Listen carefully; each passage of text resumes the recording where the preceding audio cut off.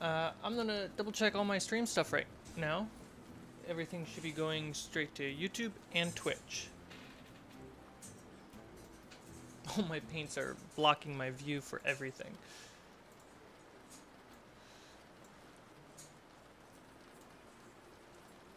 Okay. Twitch. Twitch looks like I'm live. Hello everyone on Twitch. YouTube. YouTube doesn't look like I'm live, but I do think I am live. I think it made a whole nother live thing that I'm not seeing on my end. So chat, I don't see you at this very moment. Give me a hot second and I will fix everything on my end. Yep, there it is. All right, give me a hot second.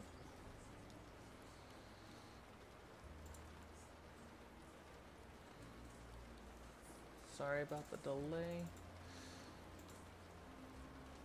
All right, let's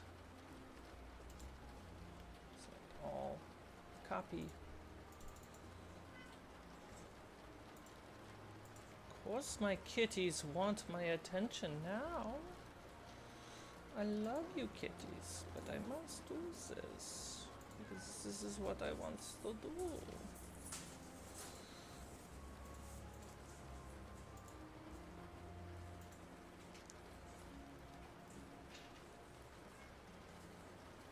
Okay.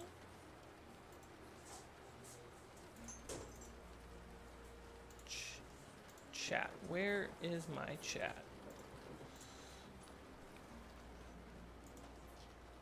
Hey, chat. I see you. Woo!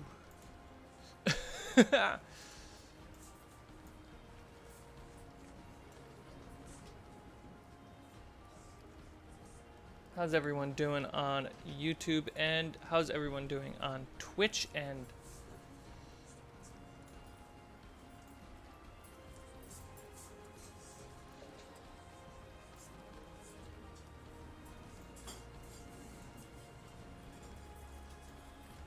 oh, kitty. Hi. Hi. How's it going? Do you need my attention? Is this what you need? Yeah? No? Is this too much love? Is this too much for you? Yeah? Oh, I think you like it. Okay. Come on, baby girl. And free. No, you don't want to go? Oh, this is going to get difficult. Come on, baby girl. Good girl. Okay. Kitties. Right. Save.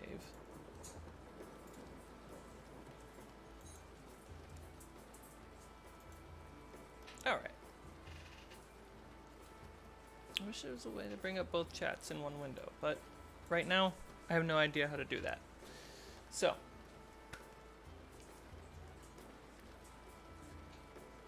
Can't really concentrate. I understand that. Oh, right.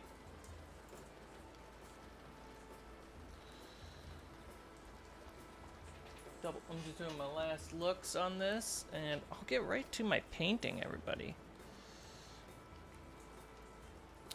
I'm using Restreamio, and I had, yeah, cat hair in my mouth. I had everything ready to go last night, and Restreamio decided to make a new video file rather than use the settings I had ready to go. So, you know, throwing me for a loop.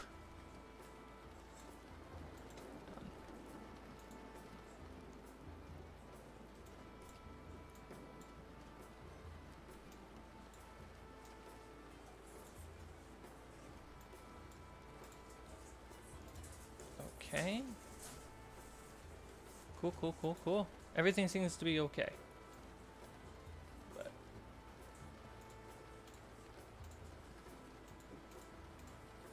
click, click, click, click. Okay.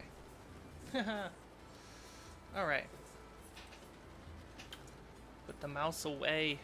Let's get in on this. How is everyone doing on what is, for me, a Saturday morning? That seems about right.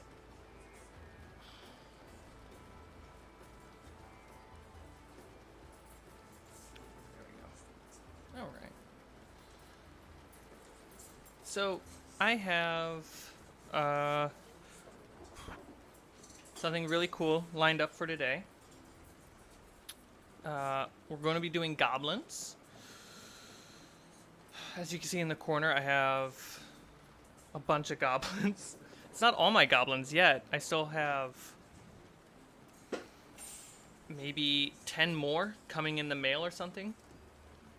And these are just, I wanted to make kind of an army of goblins. It's been a thing I've been wanting to do for a while.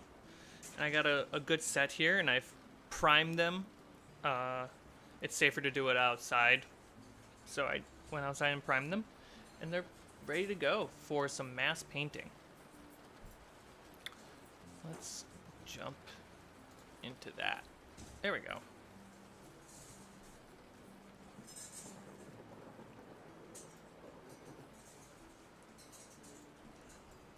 Cool.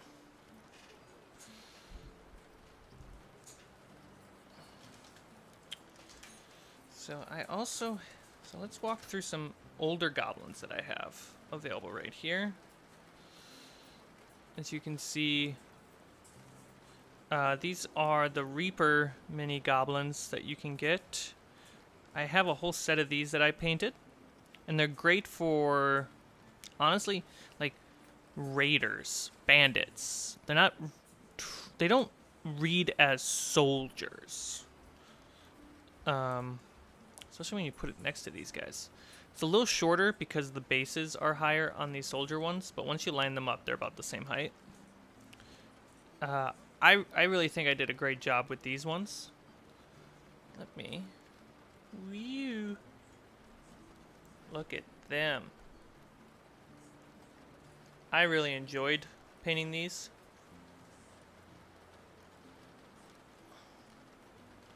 But they're not an army. And I want to throw some army tactics at my players. So this is all about that. We have a few things in front of me. We got swordsmen, axes, pike guard, archers, casters. I even got a fat Goblin King, and then I have this sick Goblin King variant where the lower half got cut off, and now they're like mechanical steampunk spider Goblin King.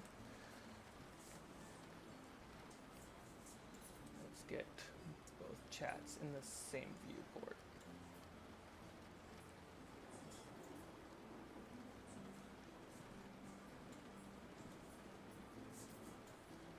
There we go. Oh, I don't want to work too hard to see both chats. I want to see all chats at once. Dang it. Guten Tag. Oh, hi. I am doing well. I got a lot to do today. And I started my morning already, relaxing, sleeping in, and I want to kick it off with a good, calm, relaxing stream of painting.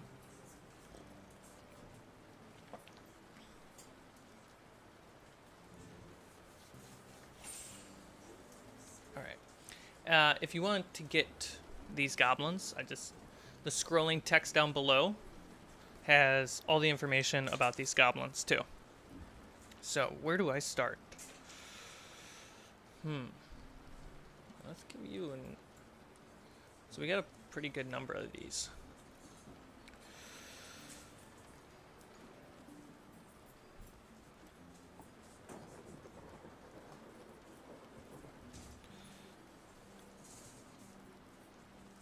I'm gonna start with swords guy. Alright, yeah, so how I put them all on double-sided sticky tape to get out there so they don't fall off. I'll just leave the sided sticky tape there. Beep beep beep doop. Oh. And then in this bag, have a handful of number 8. Ooh. A handful of number 8 brushes. Got like 50 for $16. So that way I can get through all of these in a timely manner.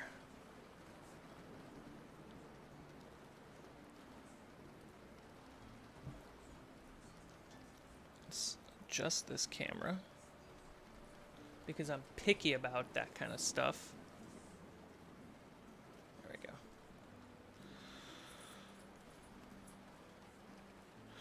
All right, let's get a close-up for you. This is kind of what we're working with here. Pretty classic goblin-looking character. A sword, some cloth. It looks like this guy has some wrappings around his feet.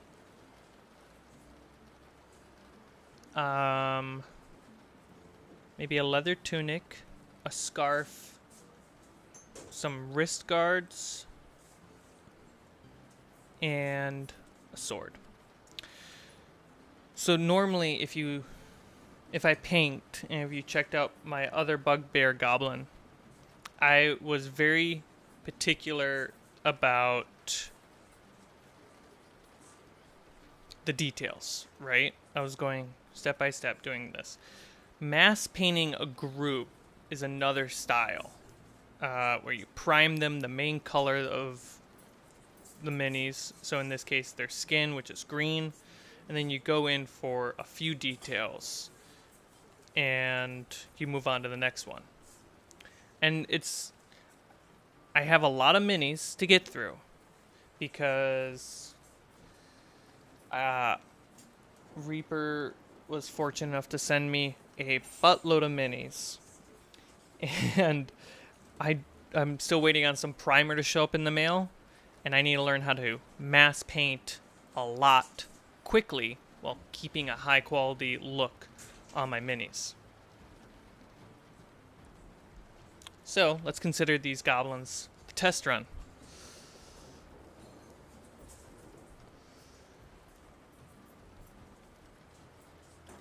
If you're just jumping in, hey, we're here for a relaxing time.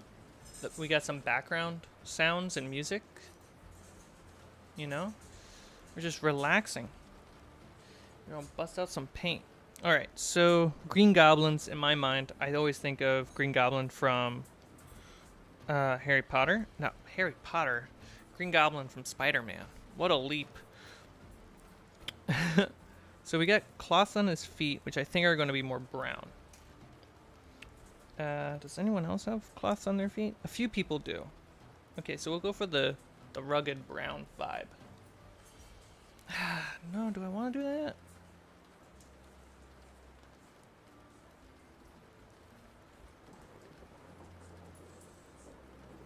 I want to put purple on these characters.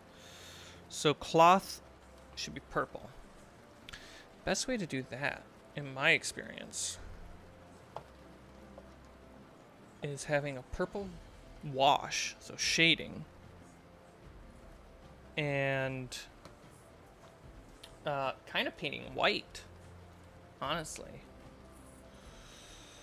Let's get some matte white. And then the tunic can be brown. I'm down for the brown tunic. So it's like, it reads as leather. And then bronze little wrist guard armor with a metal sword. Pretty simple. Gunmetal. and weapon bronze. Cool.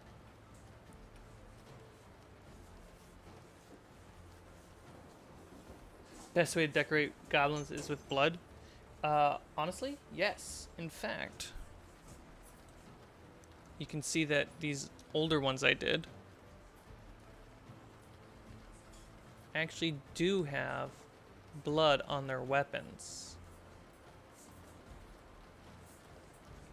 But I want to get that purple in there too.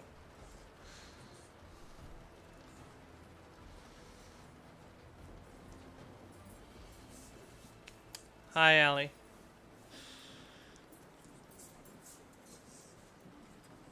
All right. Am I missing something? I feel like I am missing a few things.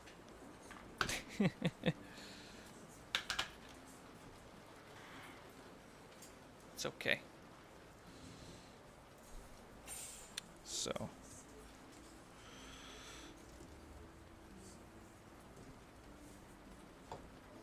This guy, let's get that in focus. I'm gonna be fiddling with the focus the whole time.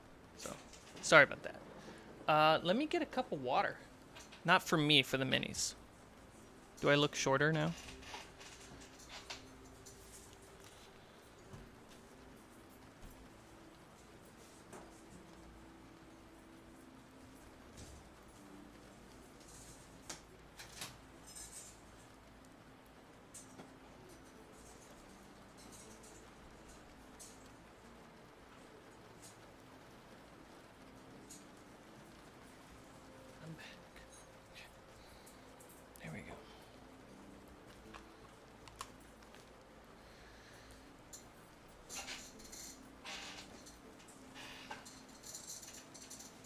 I have so many boxes of minis by my feet.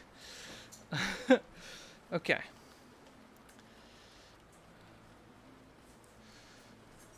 Let's see here. I'm going to do the white last. So let's get the brown on this person. And I can also paint the ground a bit brown too.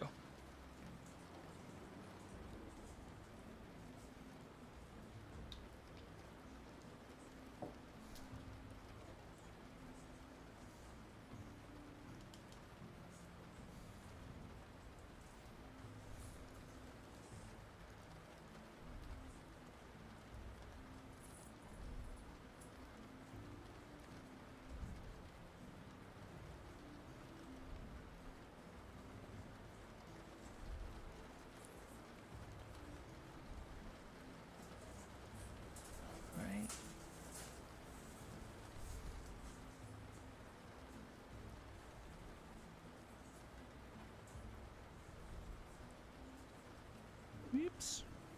Woo. My brush is going everywhere.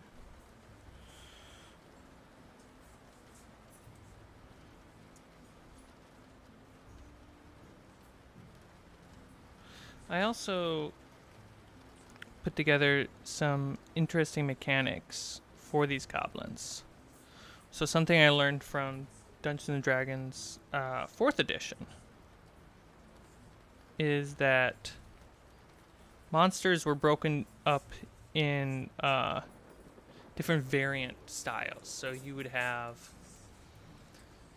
a goblin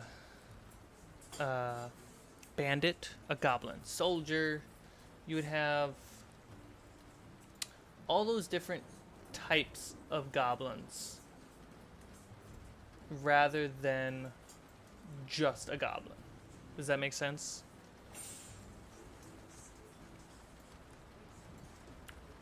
And what that meant was that there were subtly different mechanics to run goblins depending on their role or kind of their class. If you think about a player character. And I really like that idea, and it's kind of cool to know that if you go to one of my older videos on the channel, the DM workshop videos, I talked about making NPC combat classes to help me organize the monsters and combatants on combat. So I have archers, tanks, skirmishers, casters. I've added pikemen since, but it's just like some subtle, fun mechanics. I open up the D&D books, I look up Goblin, and I base it primarily off the Goblin. Then I add a cool bonus effect. Like pikemen, for example, normally in combat, when you leave a threatened space from a monster, they get to have attack of opportunity, which means they attack you on your turn. Pikemen, if you enter their threatened space, which is 10 feet of range rather than the normal 5, they get to attack you. So just getting close to a pikeman is dangerous. And it's just subtle stuff like that, which I think is a lot of fun and challenges your friends when playing D&D. Okay. Kind of got his brown tunic mostly there. Kind of hard reaching around the swords. But I got the brown there.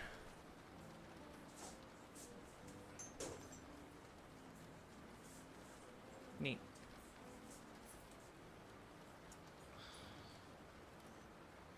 Okay, now I got brown.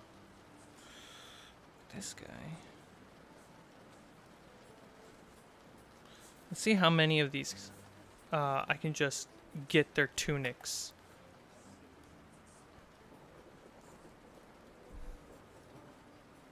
Oh, this sword guy's way easier.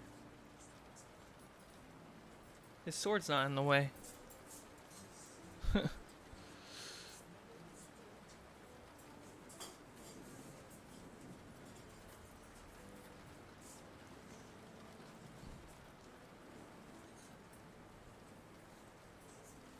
Paint his belt too. I'll highlight it a different shade of brown, and that'll look great.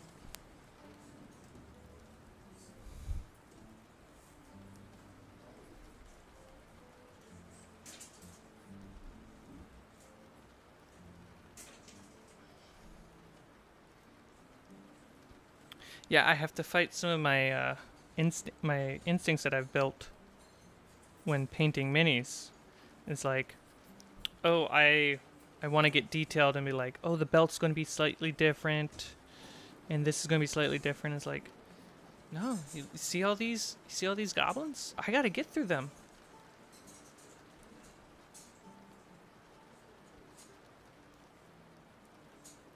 It's a heck of a challenge.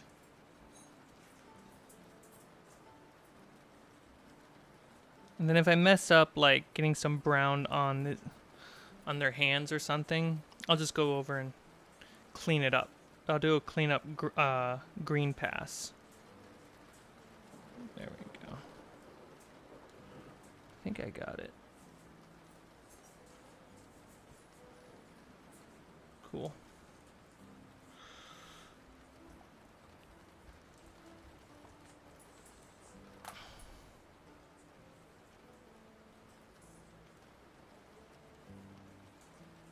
How's everyone doing on a Saturday morning? Well, Saturday morning my time. I saw it for somebody at 7 p.m. That's intense. How's your evening?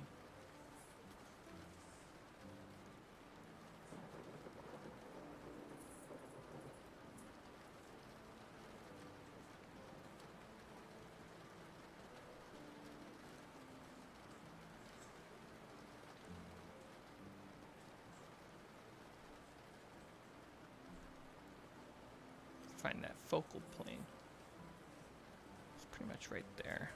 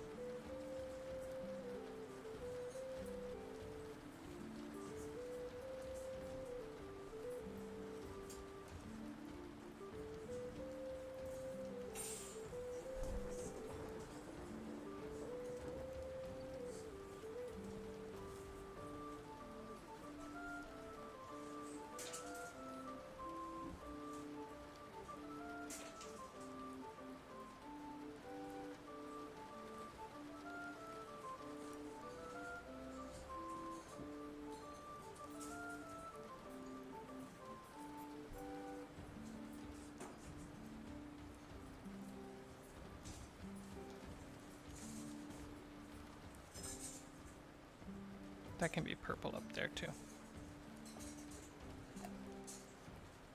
I forgot to do the underskirt.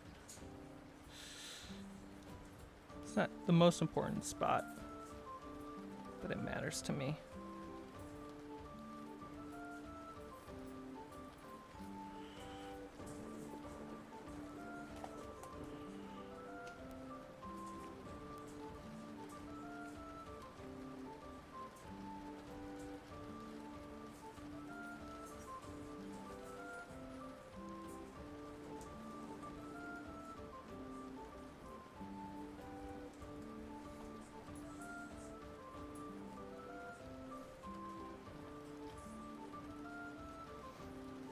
And to be fair, this is a fairly big brush for what I'm doing. You know, it's a number 8. It's good for just big strokes. I feel way more comfortable using the smaller one, but I gotta get used to using this for these mass paint jobs.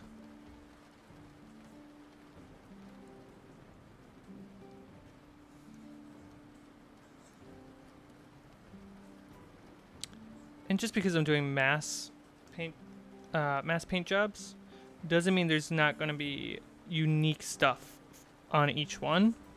It just means that 90-80% of what's going on the mini is pretty uniformic, and I just want to make sure I get to that 80 and 90% as fast as I can.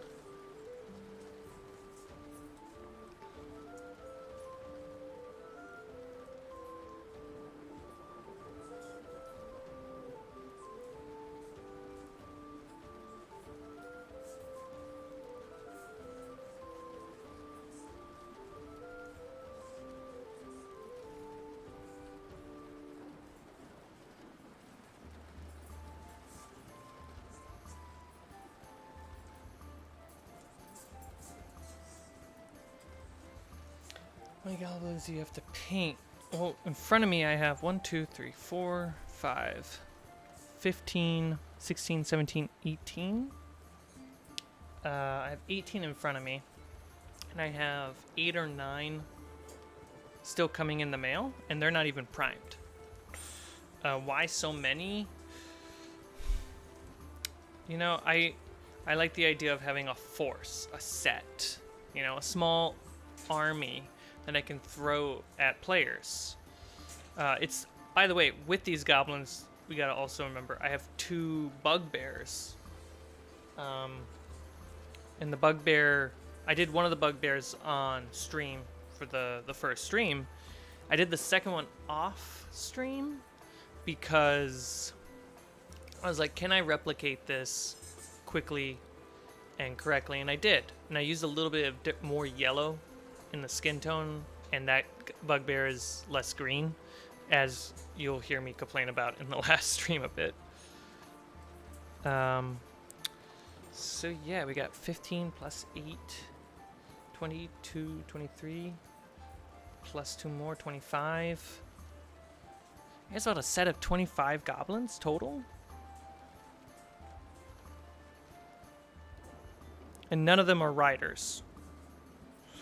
Because I liked these goblins, but I didn't find goblins that matched these while also being mounted. And I want my set to look like a set. Also, I have my old goblins, my little raiders. There's like another 5 or 6 of those, which have been painted for a while. It's a big set. At least to me it is.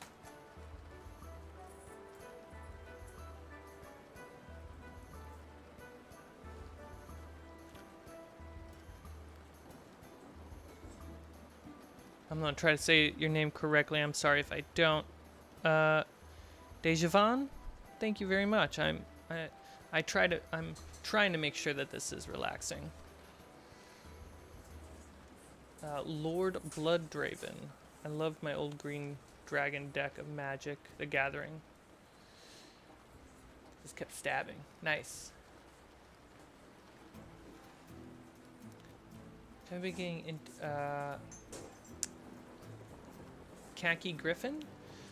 I haven't been getting into the game Rust. I've been getting the game Rust. I was grinding it today. How is Rust? I assume you're talking about the video game.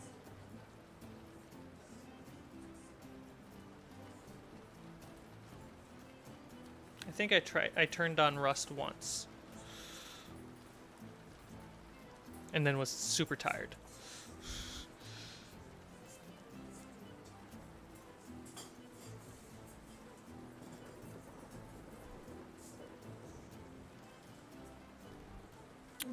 Okay, so I don't have a swordsman right now. I have an axe. Short sword. I wrote it down somewhere. Oh, I wrote it down right there. I have so much stuff on my desk. I need more space.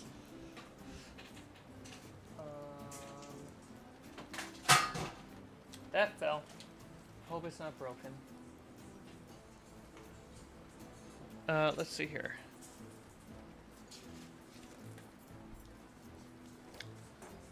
Archers, skirmish. Here we go, skirmishers. So I have it set that my swordsmen, my sword-wielding goblins, do 1d6 damage, 5 feet. The axe ones, I only have 2 of them. They deal 1d8 damage. In the pike, let me read the pike, because I came up with it pretty much from scratch. When entering their threatened space, they get to do attack of opportunity on your turn. When critting on a piercing attack, they deal 1 extra damage die. As a bonus action, they can deal 1d6 damage up to 10 feet away.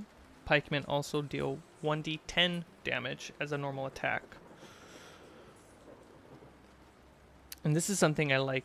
I found digging into goblins and making my own goblin lore.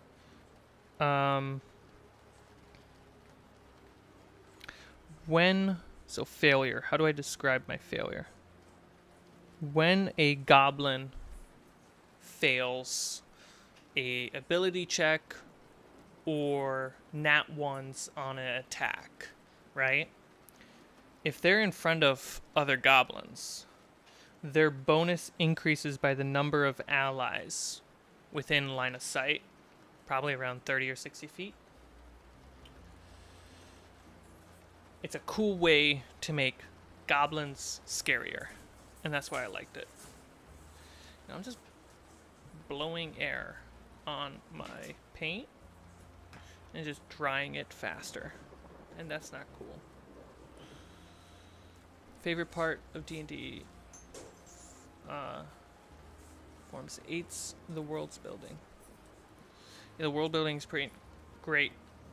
I've recently tried to make my world building very mechanical, in the sense that, like, if my players come across, like, my goblins, the mechanics around my goblins communicate world building.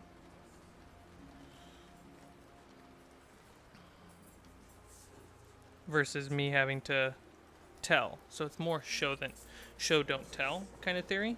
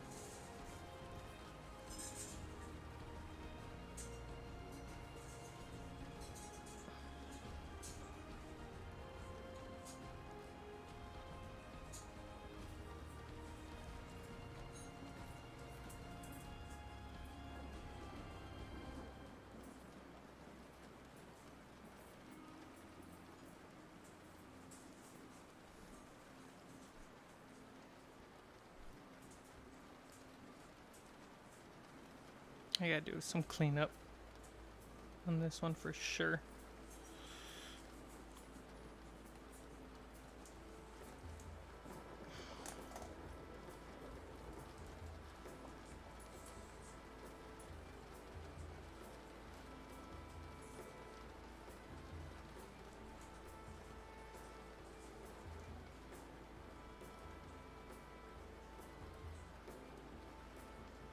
Got another axe. This one's got a little top knot, warrior knot.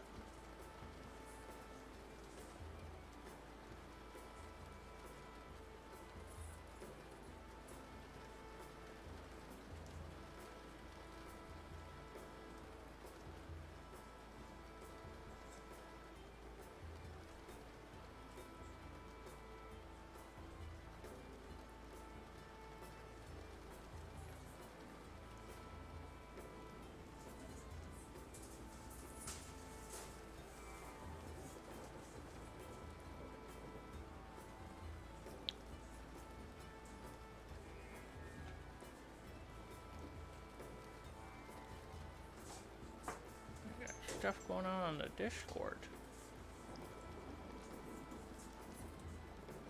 Bring up the Discord. Something's happening. I'm getting notifications, so I just want to check it out.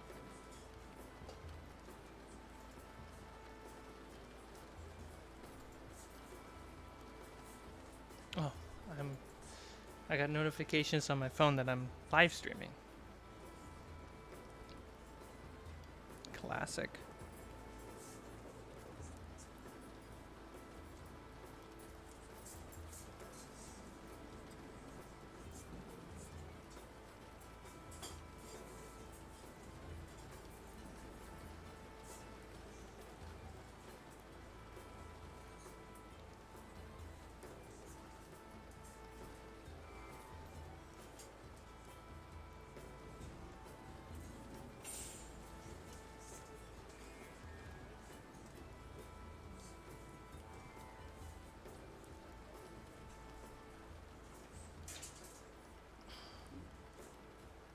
That underskirt.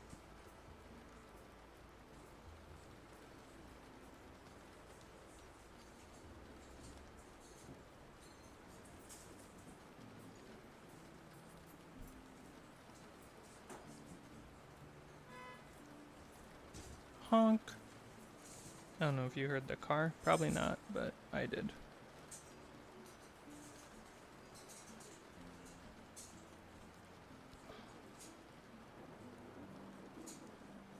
Okay.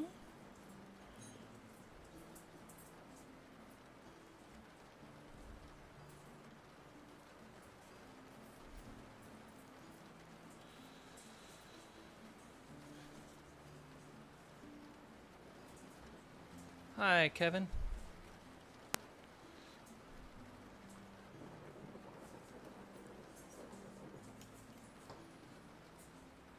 What advice, Tony, what advice would you give to someone who is starting off painting figures?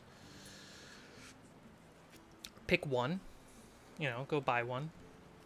And I would say you're going to need a primer. I would start with black. It's good, solid, you know. The primer is good to help make sure the paint sticks. This is the first time I'm doing colored primer. And I've been painting for maybe a year. Then I would just like think color theme. You know, what color are you using for the skin? What color are you using for the primary clothing, secondary clothing? And then you want to definitely use a wash. I'm a fan of black wash. It kind of makes it a nice comic book cartoon black outline sometimes. I'm going to be experimenting with using more brown wash. Yeah, that's kind of the thing, is in your main colors, try to think of 3 main colors outside of your primer and your wash. These 3 colors should work together. You can Google a color wheel, and you can tinker. Adobe has a good free color wheel that you can play with on the internet. and you can see where colors work together and don't work together, and then you can generally hit that. So greens and reds work well together, purples and greens work together, stuff like that.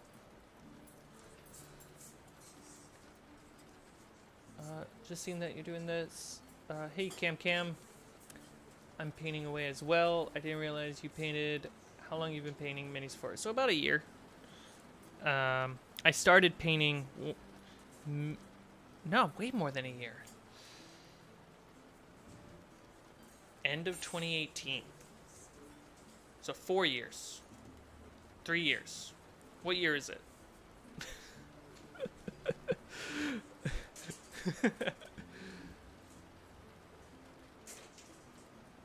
Decided to paints on a 4-up. Decided to swap accounts to my actual mini account.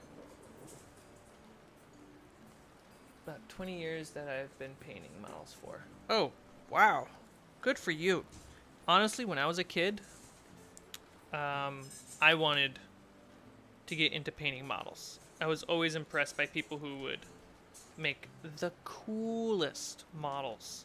Not so much Warhammer, but just like proper models, in the sense of there's some landscape, there's like, I have this one picture in my memory. There's landscape with some hills, some grass, there's a river and a bridge, like a shinobi temple, and then samurai are guarding it while another army of samurai are attacking it. And it was just like, it's not meant to be played with. It's just a model of a battle. And that stuff always impressed me as a kid. And, Pikemen have some interesting clothing going on. I'll come to you last. And that always impressed me as a kid because I was like, how? And I never met anyone in the hobby space that could point me in the right direction. And so here I am as an adult, kind of a good to okay, modest person, player, painter. Words. Where's that coffee? Griffin. Cmike, have you ever tried Hero Forge? Yes, I have. I use Hero Forge for a lot of my hero characters as a player because it can get expensive. I and my friends recently got access to a couple resin printers, so now we can start just getting the digital file and downloading it and printing it ourselves. So that's exciting. It means I'll be able, it's more accessible then. So that means I can start making more hero characters as a DM.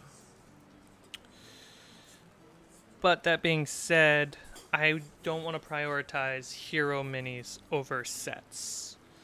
And the reason for that is, well, that's where I'm at. I think you can totally prioritize heroes over sets and just use tokens as your sets, you know, little red discs that just say 1, 2, 3, 4, 5, and then just your common baddies, and just have, you know, a really cool dragon for the boss fight. You could do that. I was doing that for the last year, and now I'm just like in a place where I'm like, I want my sets.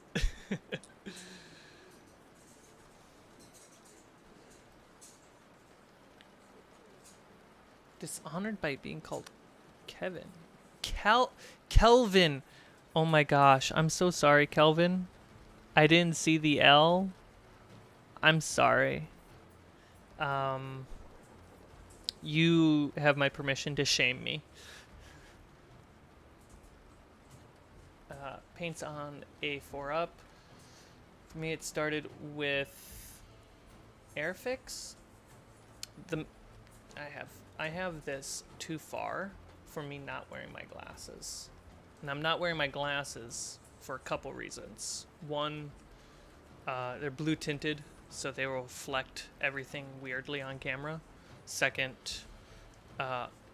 they're more for seeing things far away and actually hurt my eyes when I paint. For me, started Airfix, then went to Warhammer, mostly Lord of the Rings stuff, and now I'm a commission painter. Oh, sick. Congrats. You won. You know that, right? You won. If life was a game, you won.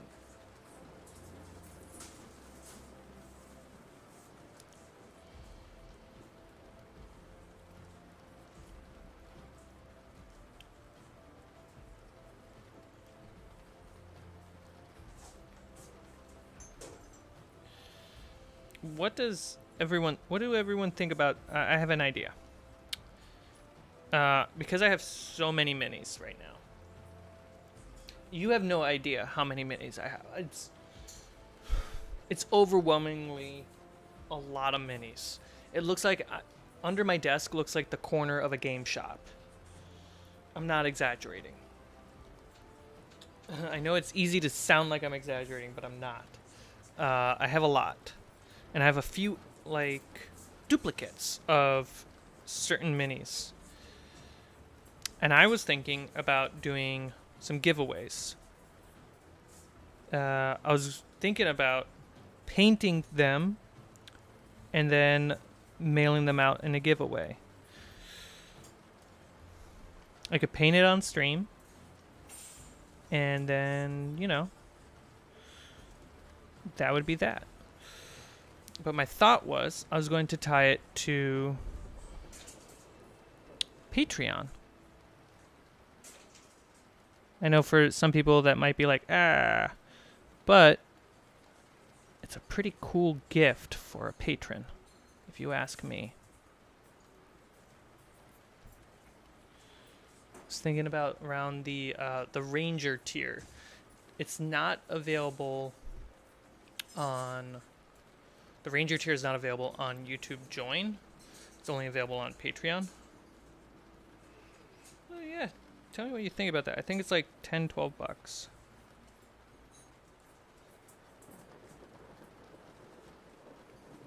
What do you think?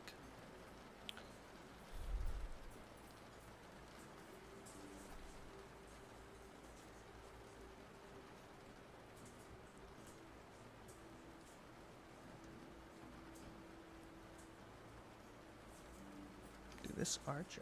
I've been in the out of focus zone because I kind of moved my chair. My hand. You can see the little vibrant shakes.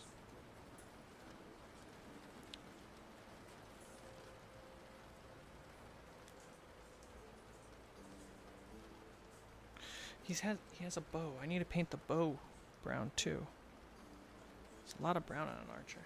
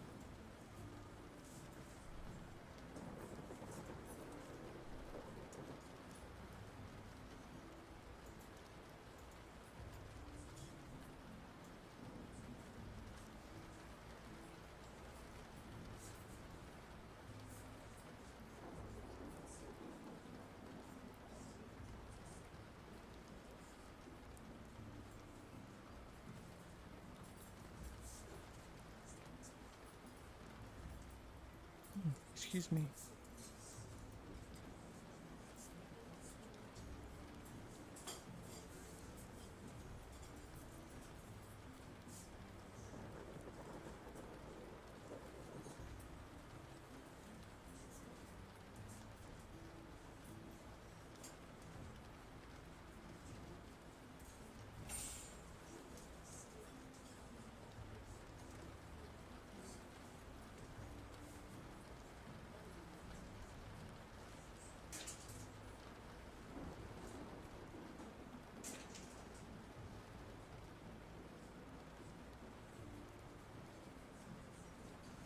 Cool. First archer.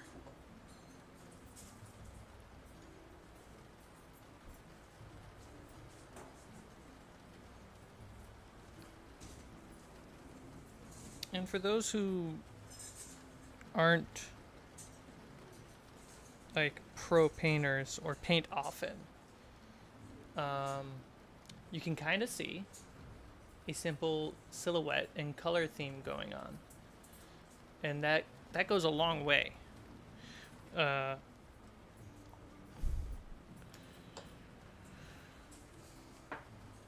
it's looking good as you're building, that means a lot.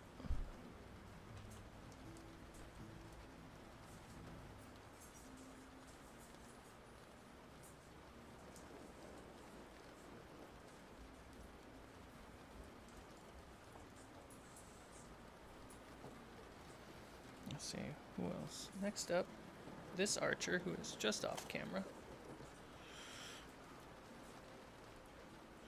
These archers have hoods, which is really cool. I kind of want to give them purple for the hood, though. Yeah. I'm going to make their hood purple.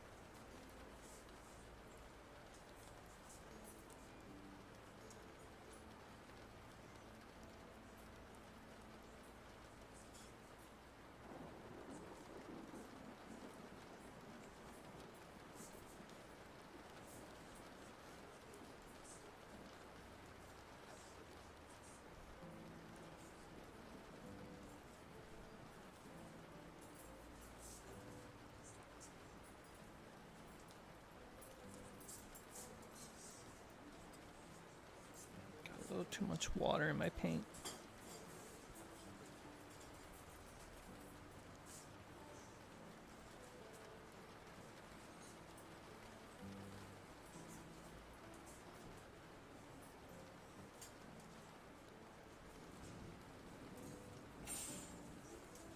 Ooh, he slipped out.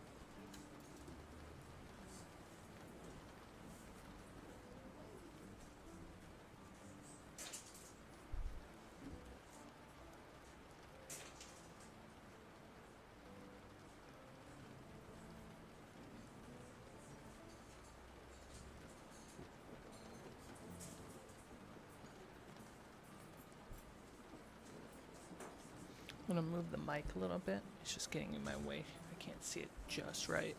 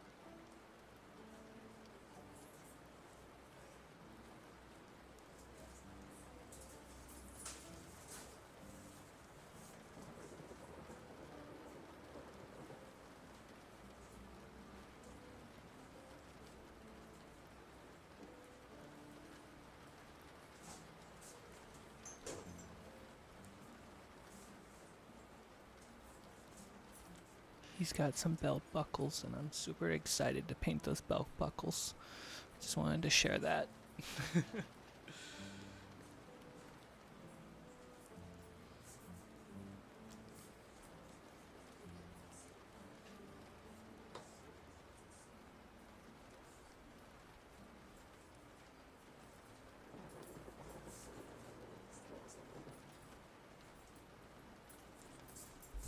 Hey Paints, I have been like looking at new places because of how many minis showed up in the mail this week.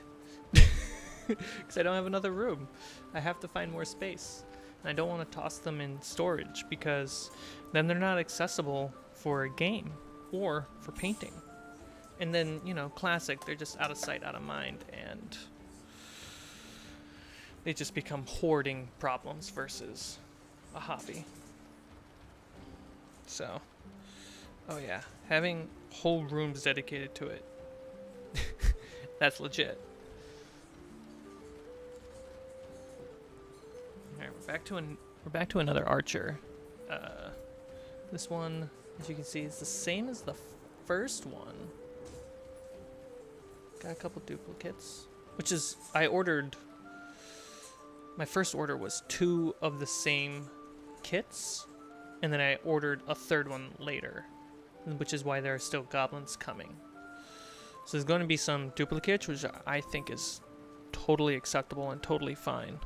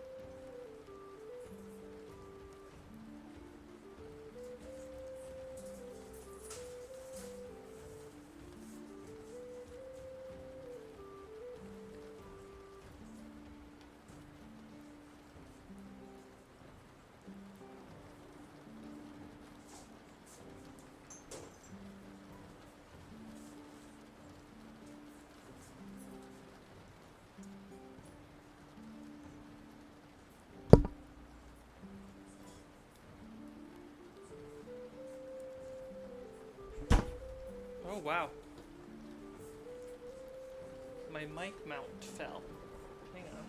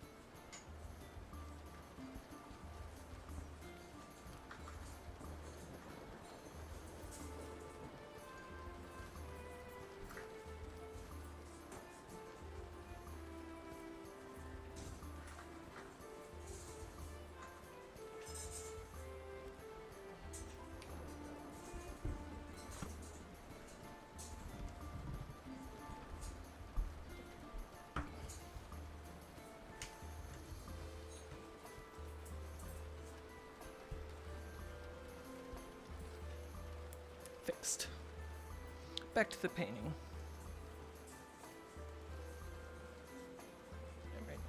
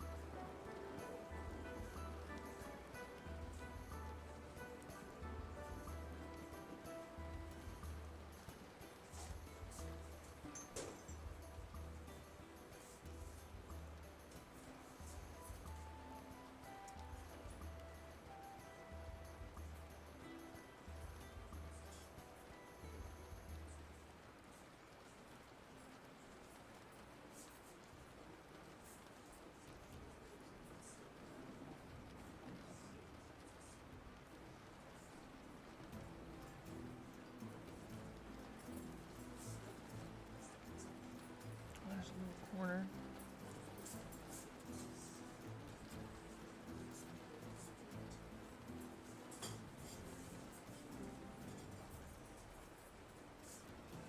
Cool.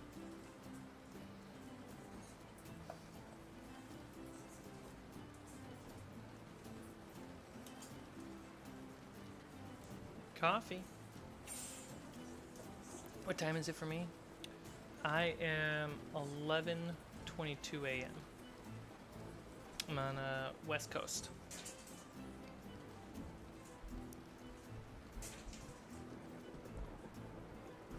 There we go. I did it again.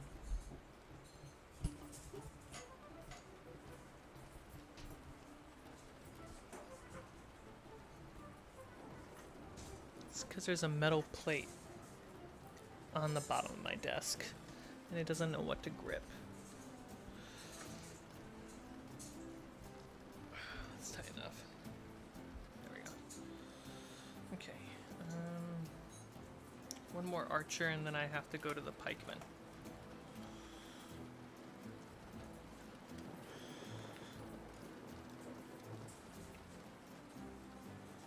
By the way, this process, this being the first time I'm doing like a mass group painting, super satisfying. You know, I got 2 layers on 10 minis. Feels like I'm actually progressing and getting a lot done. Feels really good.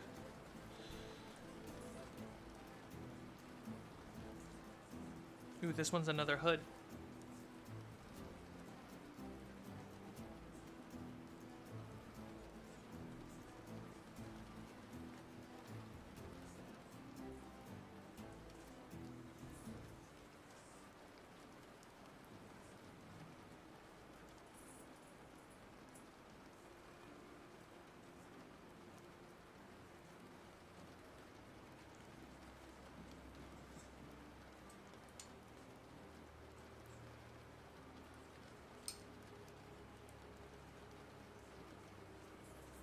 Oh, wow. You've been rocking that 8-hour shift. Painting since 11 your time.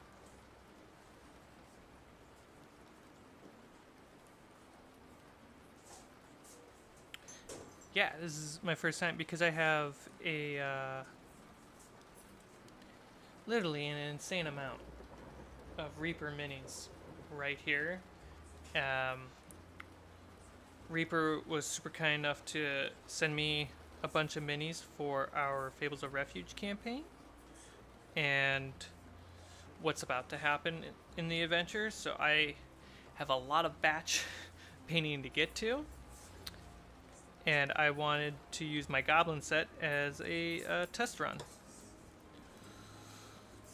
And by gosh, it's like you're saying, it's so satisfying. Just getting so much done.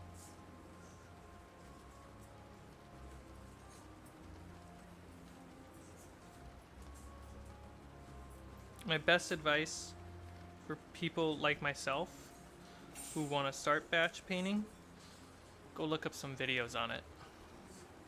It's really about picking a primer. So far I can tell. It's all about picking a primer that conveys, I think, the main color, or at least the most important color. One of the two. And then going in on a few major colors, and then at the very end, topping it off. That's what I found on the internet, and that's how I'm going to proceed. So far, it's working. Oh no. There we go. 70 skeletons, though. I'm looking forward to my skeleton set. So I'm going to have a buttload of those. As a DM, I have found that skeletons are my go-to monsters, which is exciting to know about myself.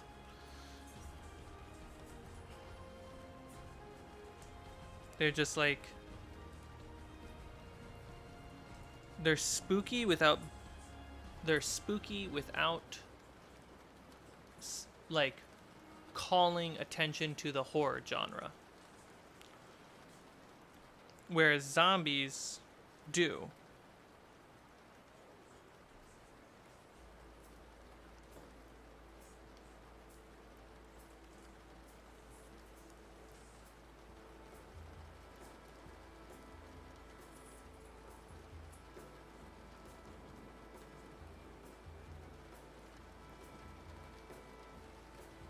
It's hard to keep this guy in frame. Sorry about that.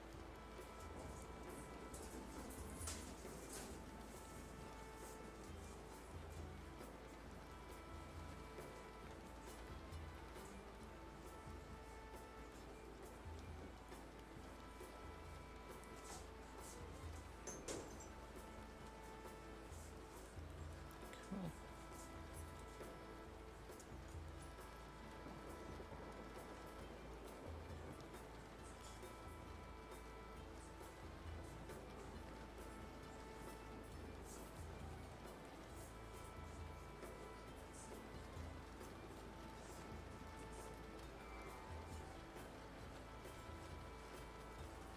Goblins all the way. You got it. Vincent. Is that how I got it? Yeah, Vincent. Cool. Alright.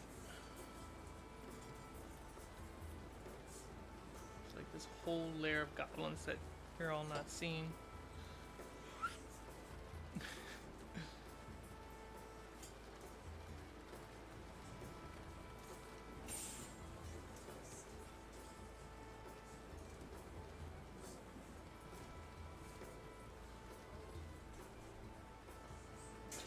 Alright, now we're moving to the Pike Guard.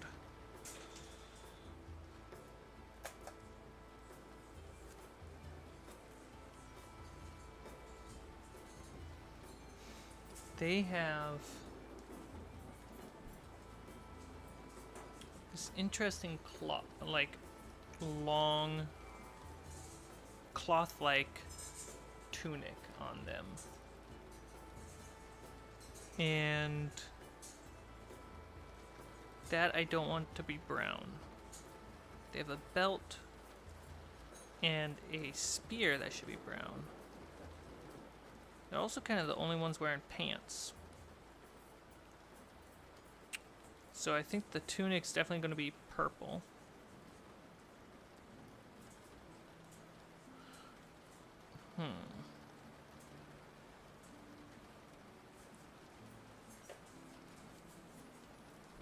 Going to be purple with...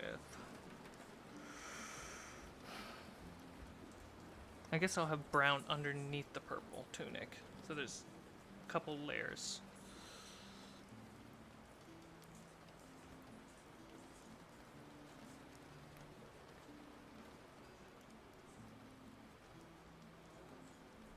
This is where my hand wants to rest.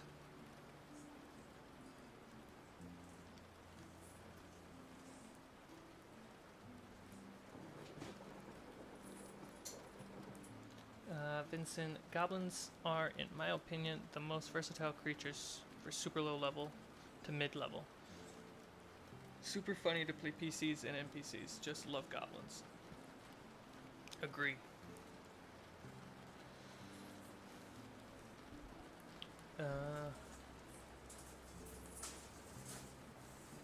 Paints. Agree with me about the batch painting and priming. A batch of 42 bat swarms. Starting with black. Nice. Sounds so fun.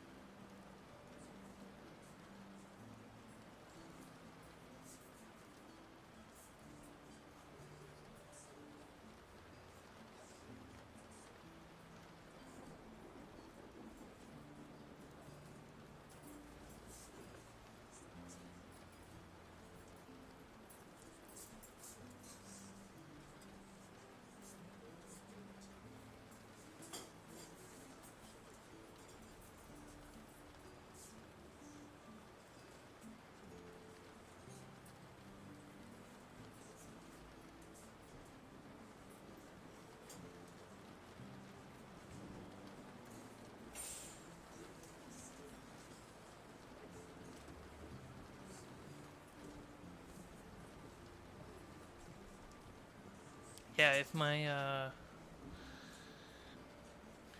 my brown primer shows up by the end of the day, then my stream for Monday night, I'm hoping Monday night, it's either going to be Monday night or Tuesday night, will be a massive mini. That needs to get done.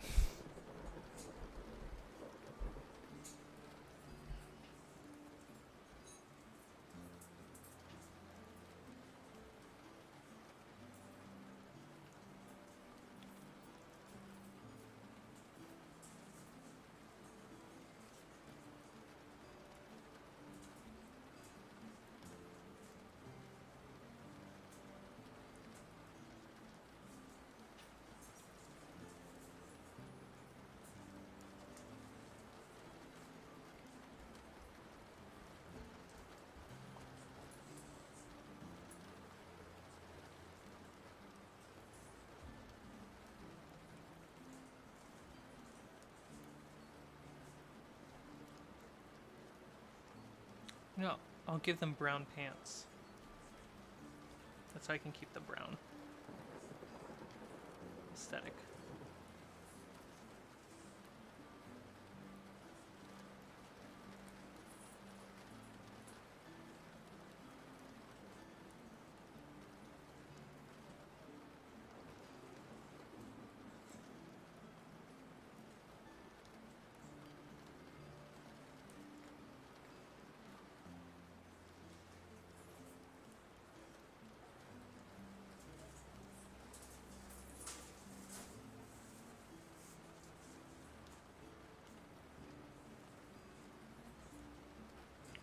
I'm going to click on something for a second.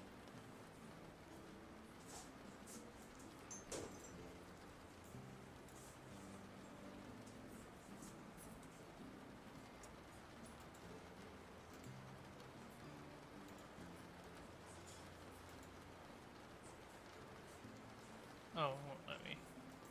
Okay.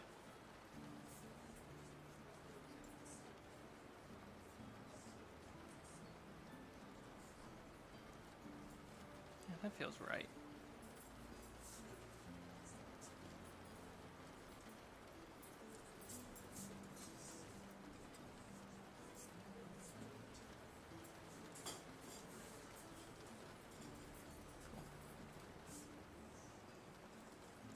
One Pike Guard down, 3 to go.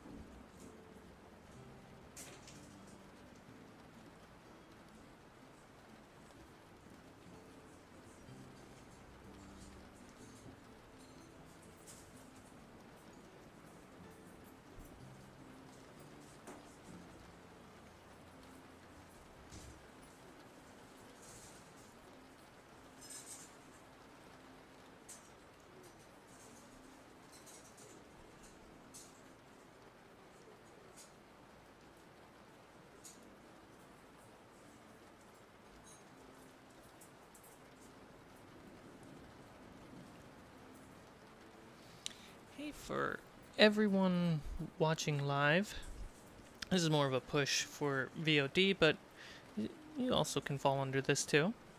If you're enjoying this and you want to keep up with more painting, I'm going to try to be streaming multiple times a week. Hit that subscribe button, hit that like button, and if you want to, contribute to the channel, help pay for even more minis to show up, we do have a Patreon, or you can click on that join button on YouTube.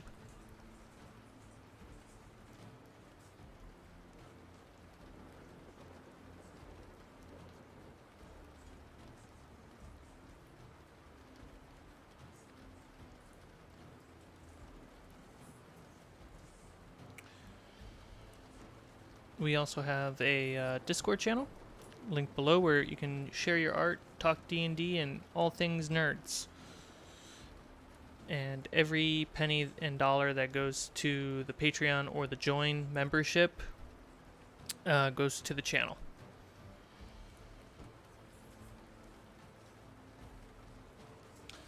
How you doing, Orange?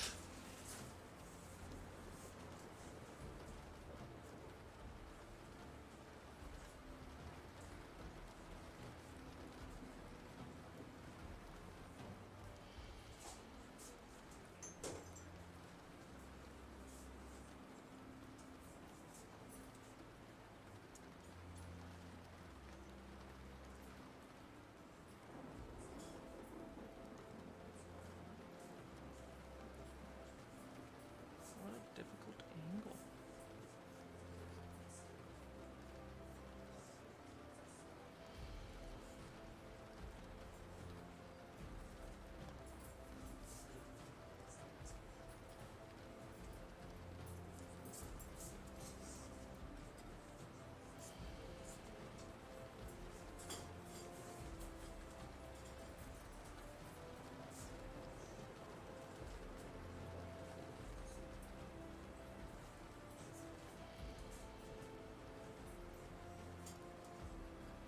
Cool.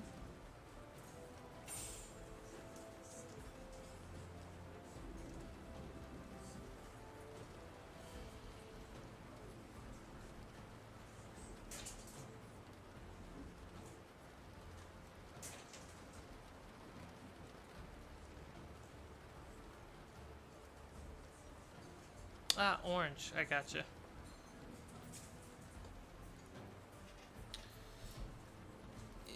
You see, Orange, you having multiple names on different platforms makes it hard to keep up.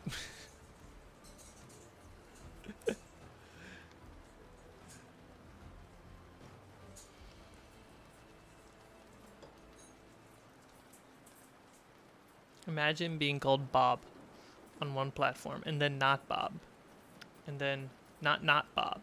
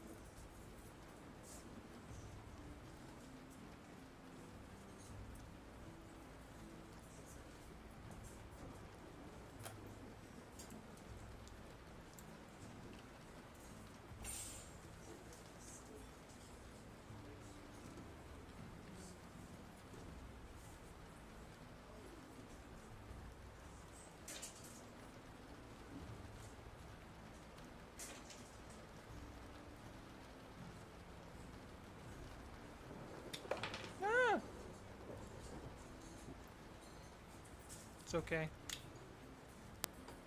It's because of the tape.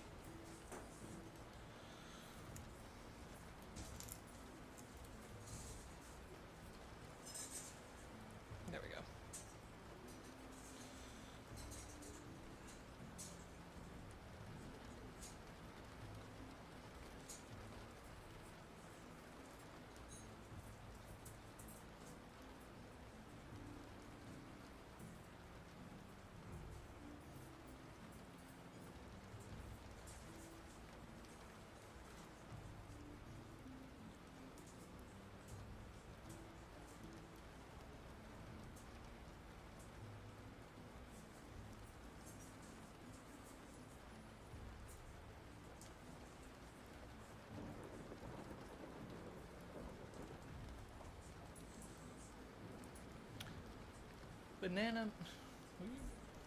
Banana Man, how's it going? Any snow goblins in the mix? Not in this set. Well, I'm just going. Their base is not going to be grass. It's going to be brown. So snow goblins, I imagine you mean like white little goblins, like snow.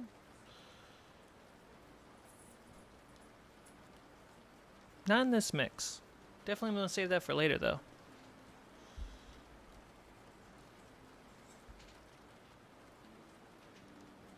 It's a good idea.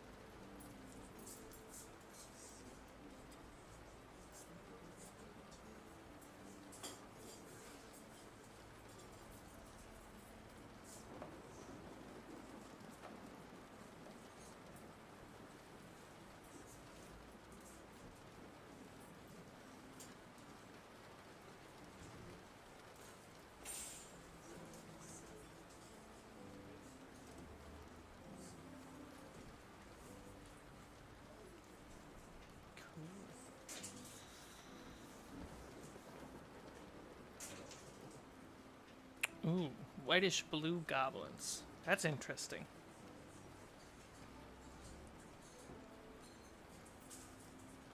Once I'm done with this set of goblins, I'll probably move on to a few other sets, but I'm going to keep that in mind for snow goblins. It's pretty clever. Well, I do want to make another set, like colored variation of goblins. I was thinking about like gray goblins being like in the mountains, but I wasn't like perfectly sold on that.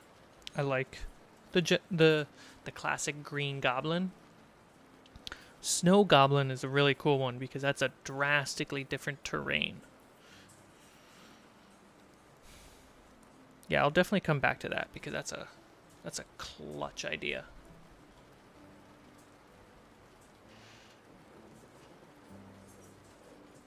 All right, shaman.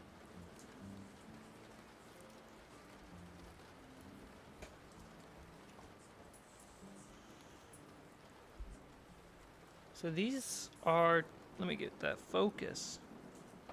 Get it right up there. So these are my spellcasters for goblins. They straight up look the part. And I got some cool abilities that tied to them. Let me bring them up.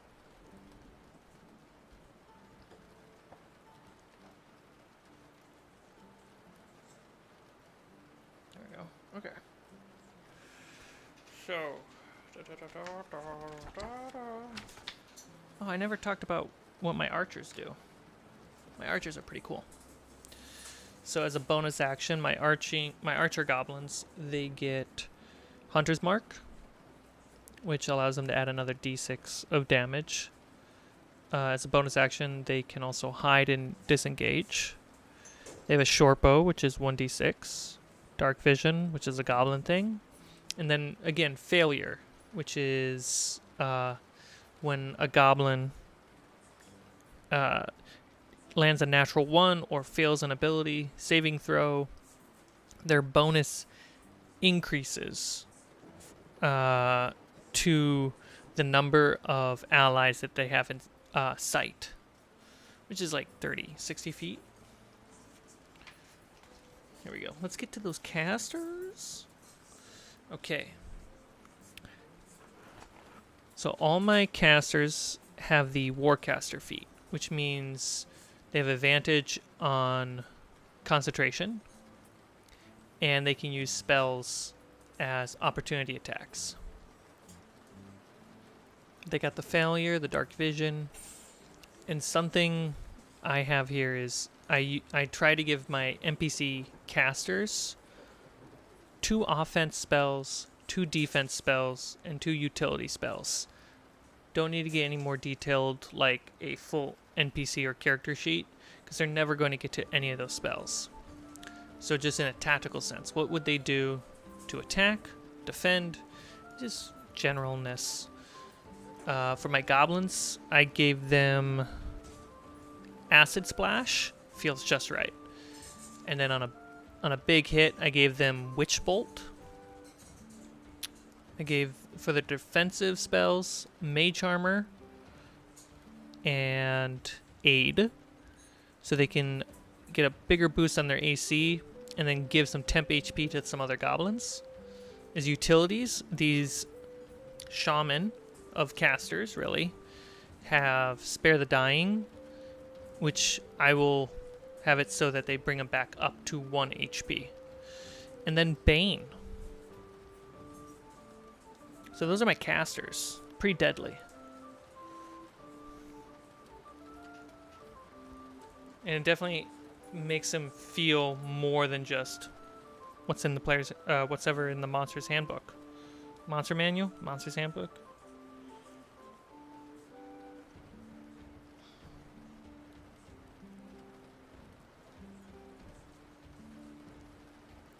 Going through the northern mountain regions of my world, so they have been ambushed by snow goblins hiding in the drafts, ice orcs, frost trolls, and swords.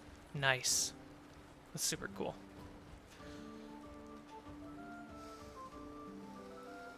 Ooh, before I even paint this one. So we got the skull. We got the wood on the staff. The skull's going to be a different color. It's not a whole lot of brown on this one. Oh, they do have a sword. I could just look at the scimitar as a 1d6. They got a little pouch on the back. They're going to be dressed in purple. They're going to be mostly bone colors. Definitely bone colors. They got braided. They have a braided ponytail on the back, which is pretty cool. Not a lot of brown, so I'll just get that little bit of brown on there, and move on to the next ones.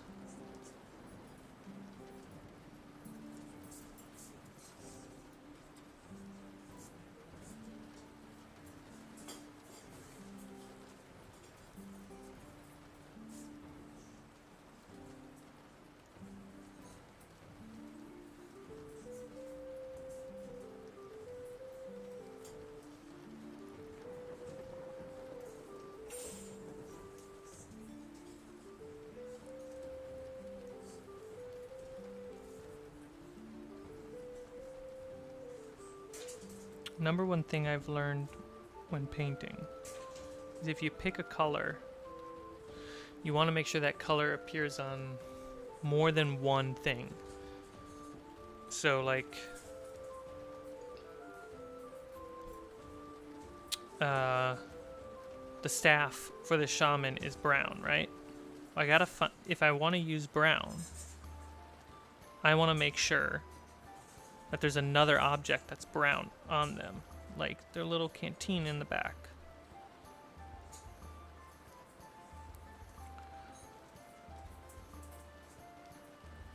Otherwise, it feels like uncoordinated, I guess is the right way to say it. Like, it could have been better.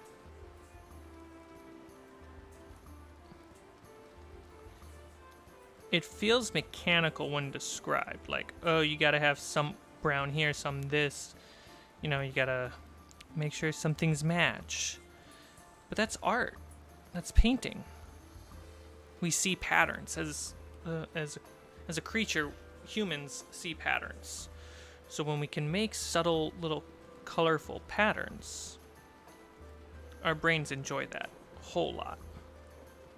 I kind of want to color the antlers of the skull a different color than the bone.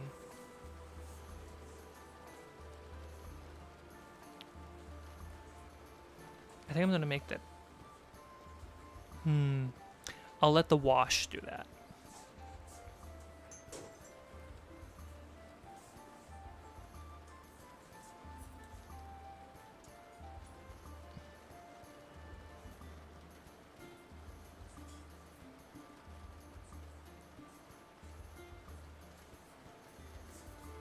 A bone sword? You know what? It is a bone sword, because if you look at the halberd, I think it's called, the end that balances at the end of the handle, it looks like a bone. So yeah, totally a bone sword.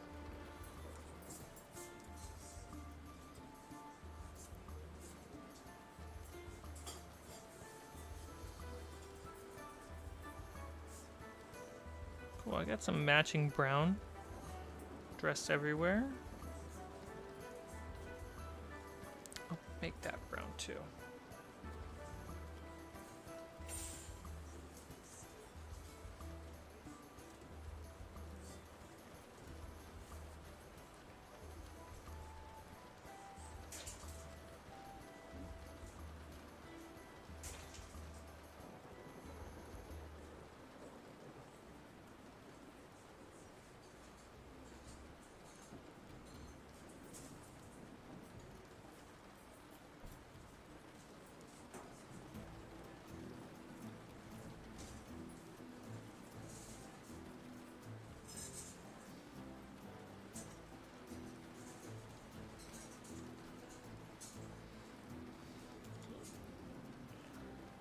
So vicious. Love it. Acid splash. All right.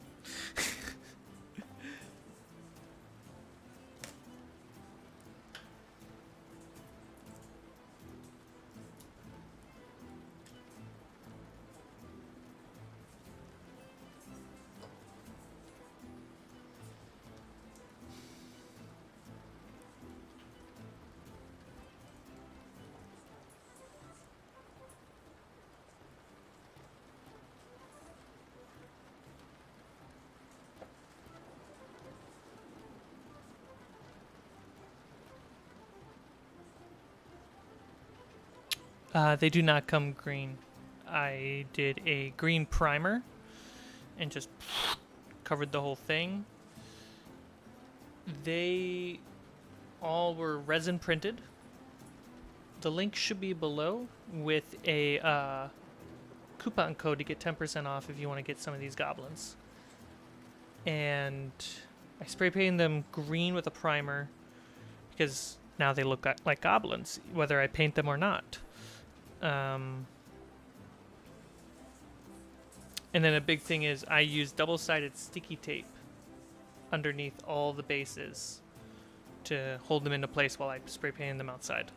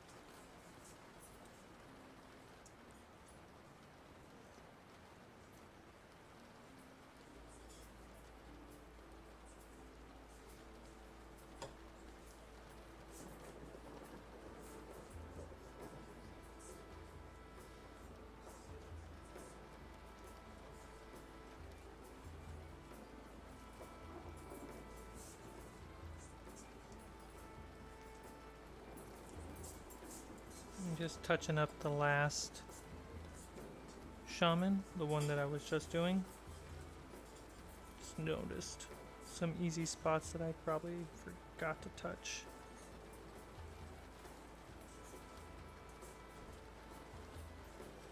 Cool.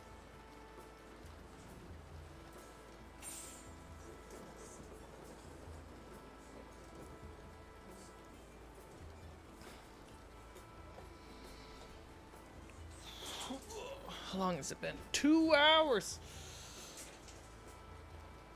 Wow. See you later, Pates.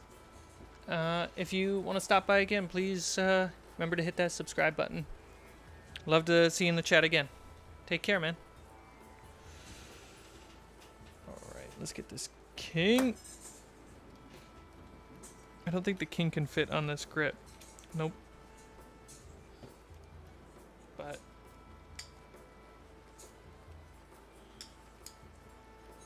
I can do that with this double-sided sticky tape. So this fat evil king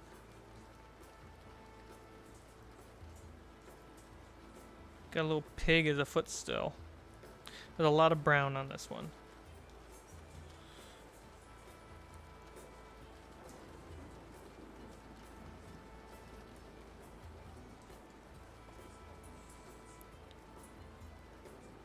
And what I forgot to do is paint the ground brown on all the other minis.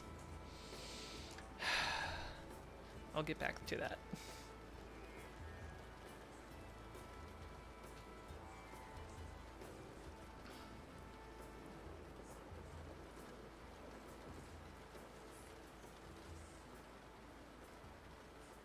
Got a wooden throne chair.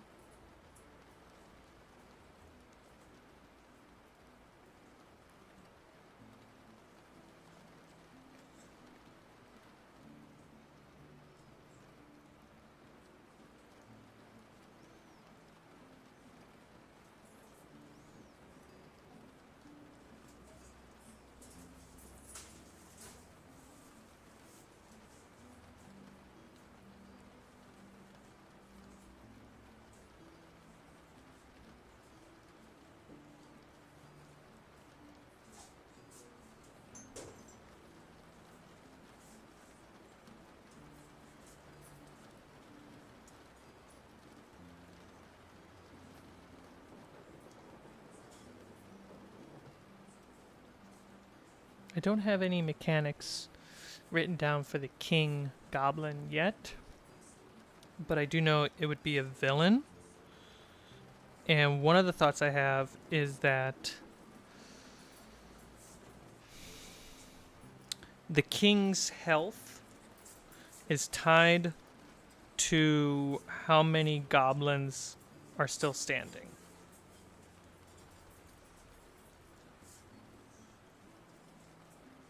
So to kill the king, you have to kill the king's forces.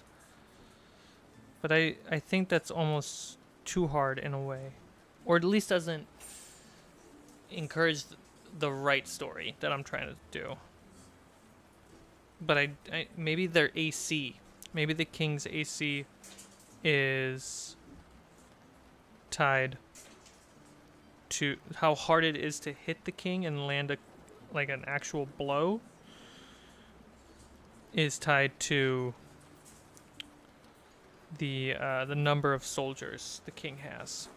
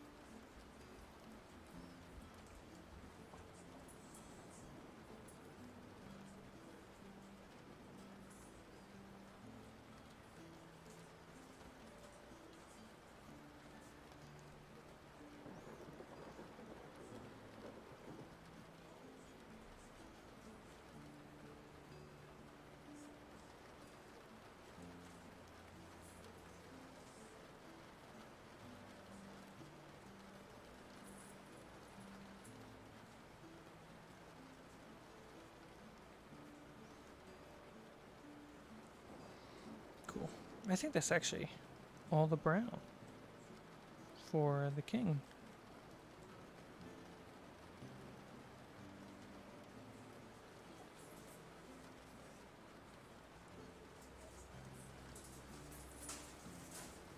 Great. And there's some edges that I do want. Cool. The king has been painted. Ah! The king has been painted brown and green.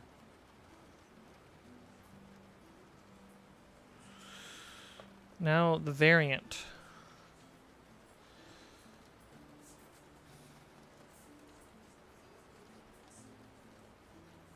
Kobe, I did see we are at 301 members on the Discord. It's really awesome.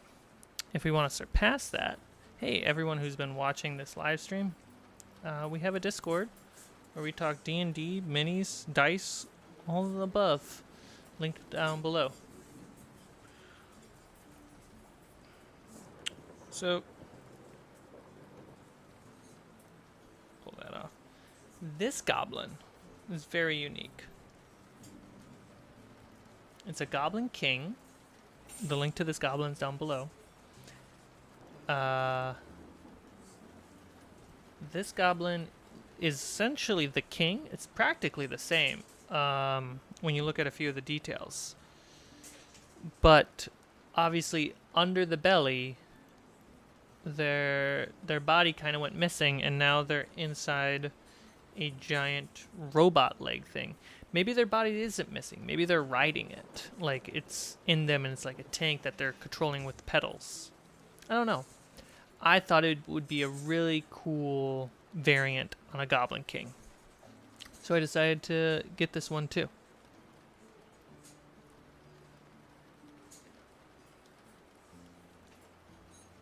It's also a really deadly Goblin King. So we got mostly metal. You can see the rivets and stuff. My thumb is kind of in the way. There you go. You have rivets and whatnot. So it's very metal. So I'm going to coat it with brown. And then I'm going to add more stuff on top to make it more metal-y. Or should I just paint it bronze? I think it's just going to be bronze. I'm not going to waste.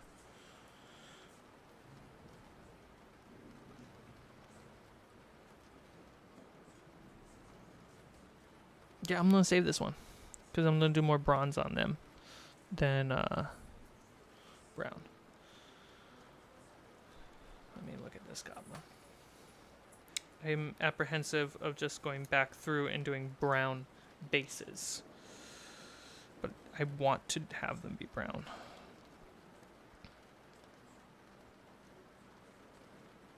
And here we go.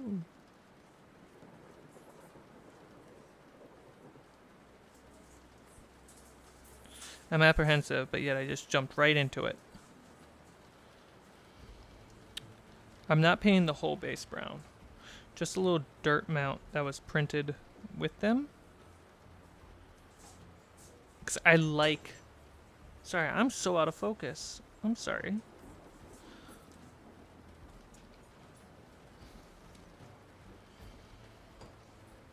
I like the base being green. I'm a fan of kind of like video gaming that a bit.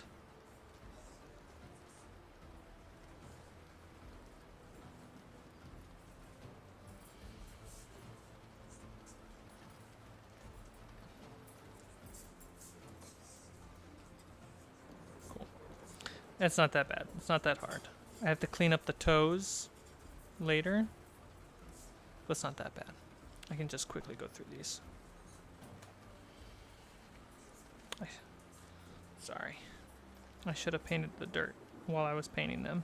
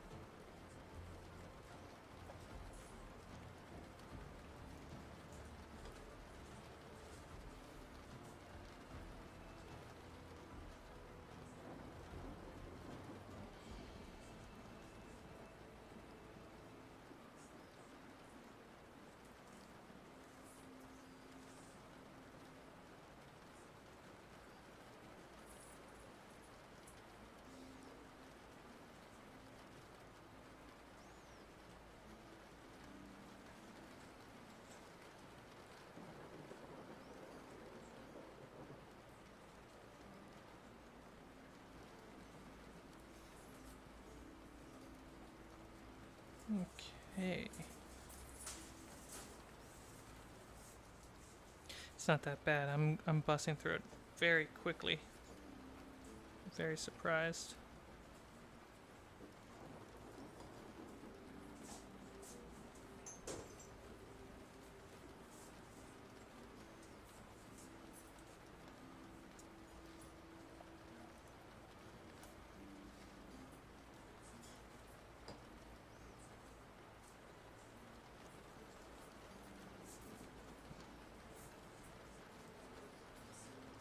This base is a bit more stony. I'll try to remember that coming through later.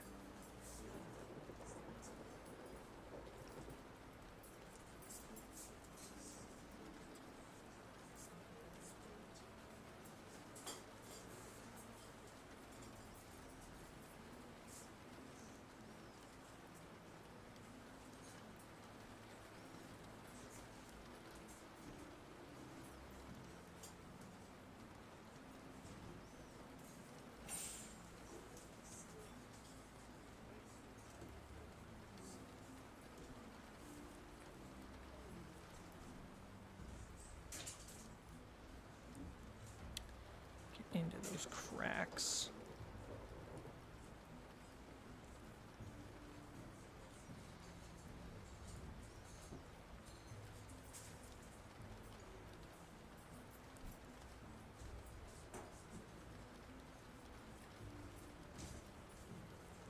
Cool.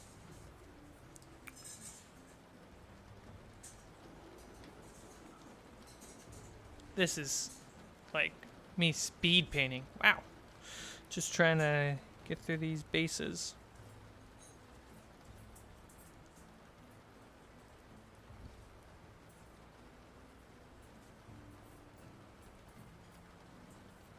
Well, it's not that bad of a job. Like, I'm getting the tips of the toes and stuff, which I shouldn't, but those are easy cleanups.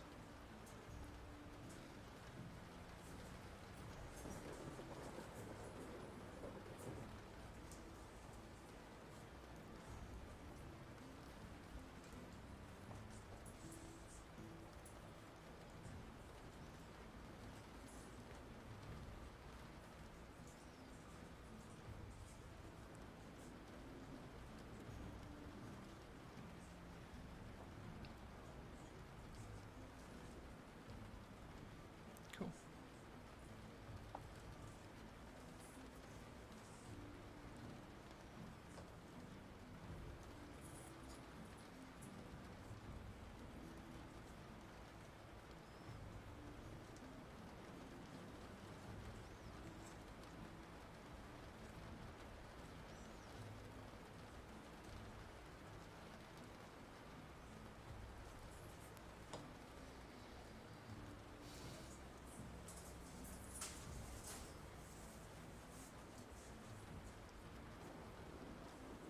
Make sure I'm in focus.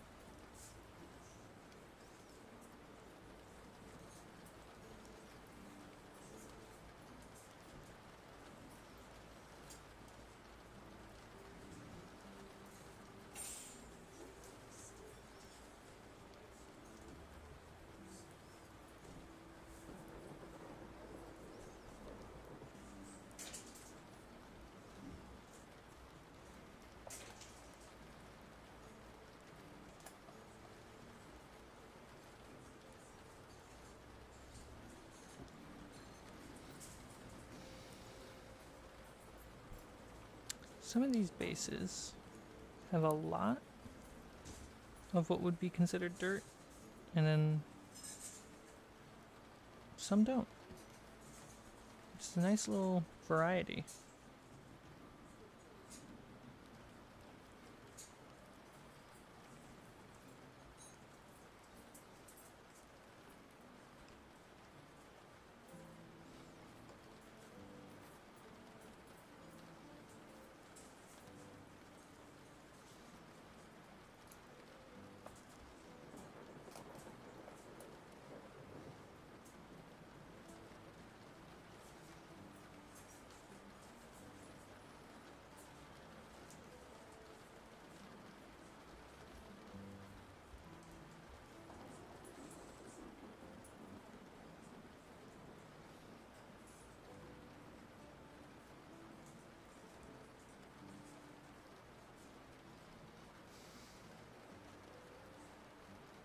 I knew this was gonna happen. Oh, Zombie Slayer. Hey, thank you so much. Sorry if I just noticed that. What is that currency? I'm not familiar with that. Thank you so much for the gift.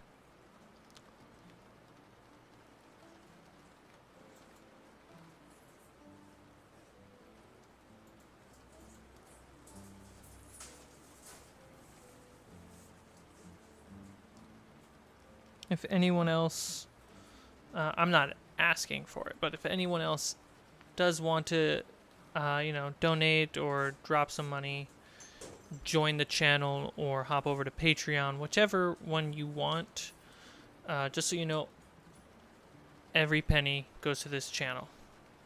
Doesn't go to my pocket, goes to this channel. Make sure this channel keeps going. Make sure that we invest in improving equipment. It goes into more minis, more paint.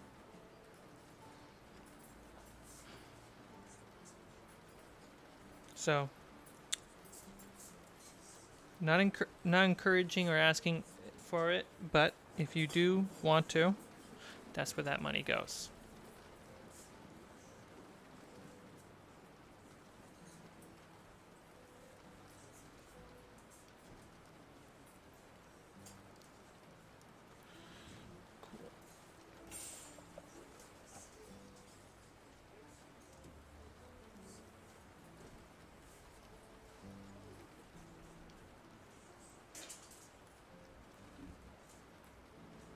There's a big plot of dirt on this one.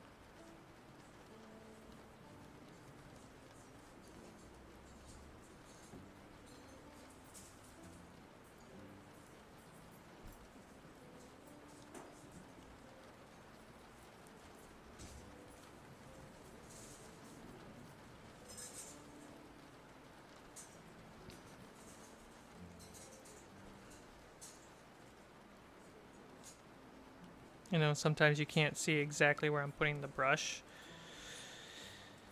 It's really hard to set up cameras exactly for painting. And sometimes I just gotta get in the zone and get in there.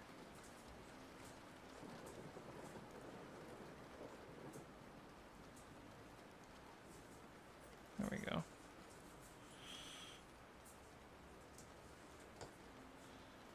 Brown base. Let's get you a wide shot of these goblins.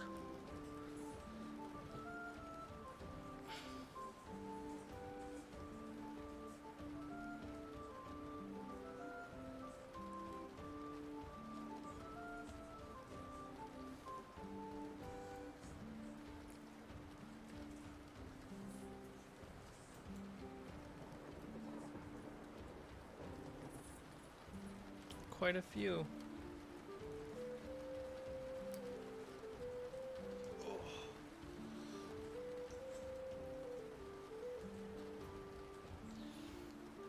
Oh.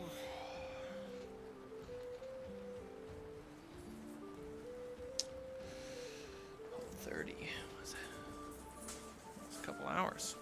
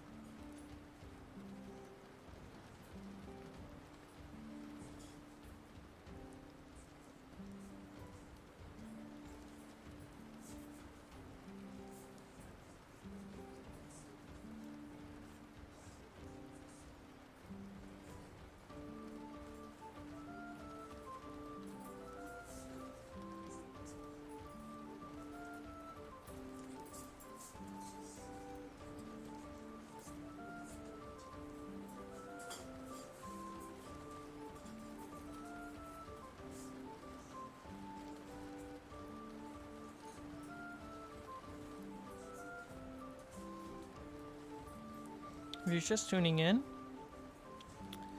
I have an army of goblins in front of me, and I have primed them green, and I'm going through my first coloring pass of adding brown. I'm nearly done. I forgot to do some of the mounds of dirt that are under their feet on the bases. So I'm just quickly going over that, and then I'm going to move on to the next color.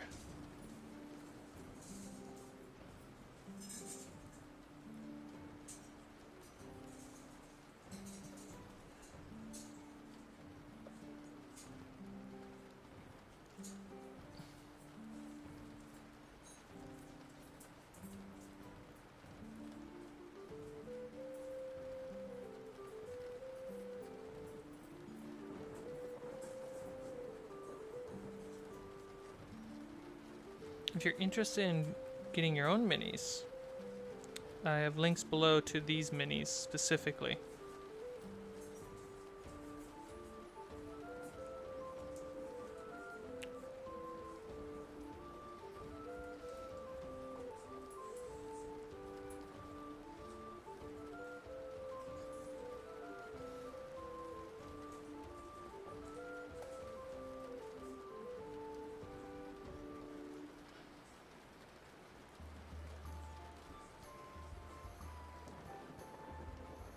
We have a handful of Pike Guard,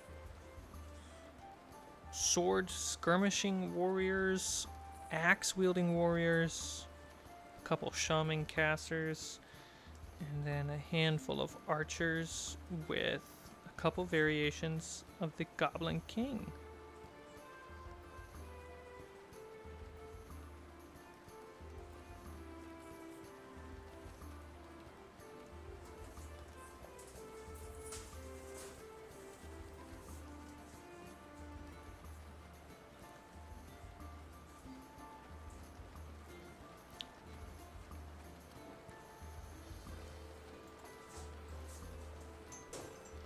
Kobe, hey, Kobe, thanks for subscribing. I don't look up at the chat a lot, and I just did. And Kobe, thank you for subscribing on Twitch. That means a lot. And you subscribed at the tier 2. That's a big one. Thank you very, very much.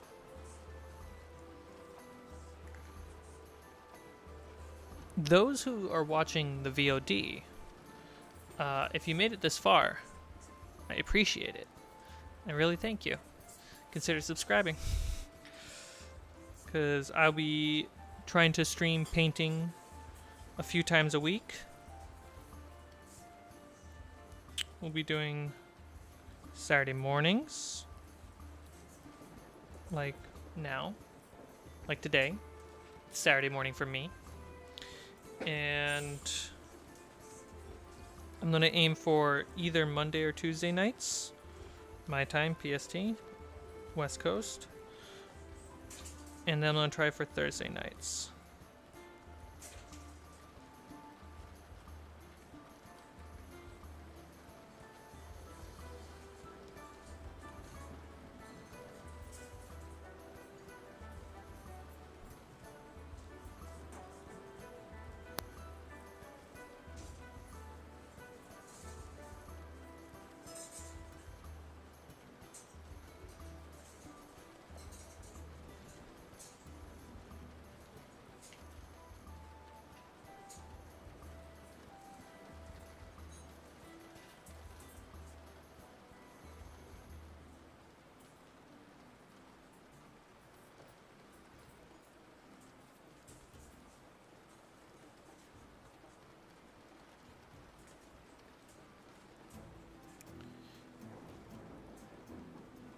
If you are a subscriber on the Twitch or a member on the YouTube channel, you get emojis.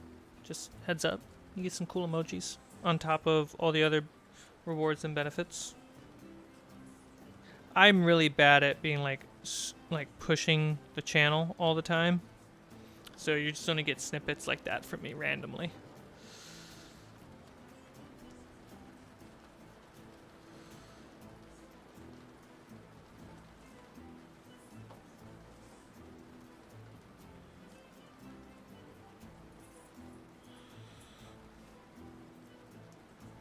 I got all the bases.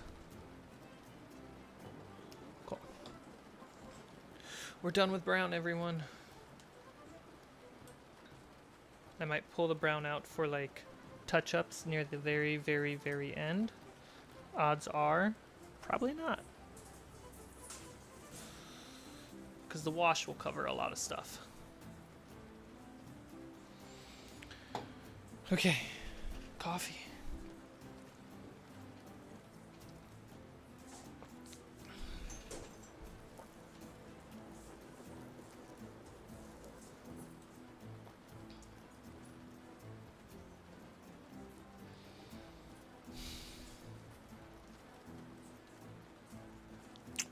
I'm going to... I can either do metal.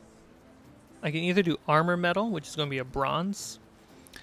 Weapons metal, which is going to be a more like iron. Or I can do my cloths or the bones. If you're in the chat, I would love to hear what you think I should do next. While I just like stretch my back a bit.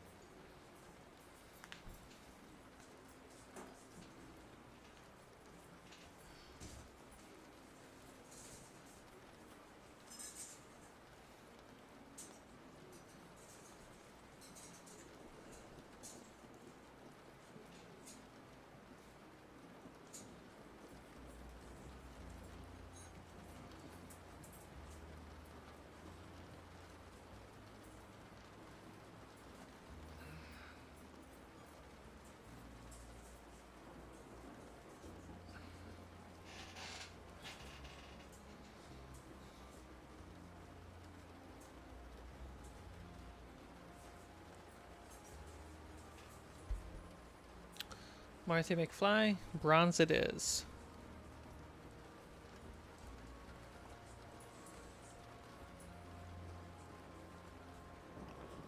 So I'm going to use the same paintbrush. It's a number 8. Super cheap number 8. I got a pack of 50 of them for $16 on Amazon. The idea being these brushes are for these mass paints, like paint jobs. So they don't have to be the expensive ones. They just gotta do the job.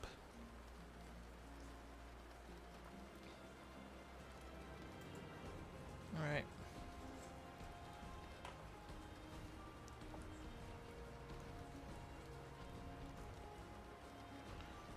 Going for the bronze.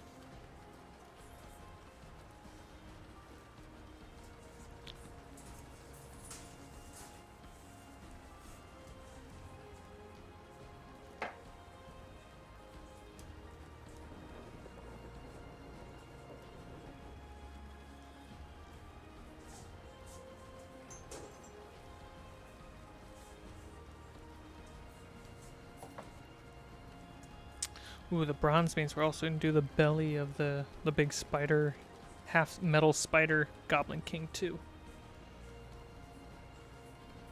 Alright.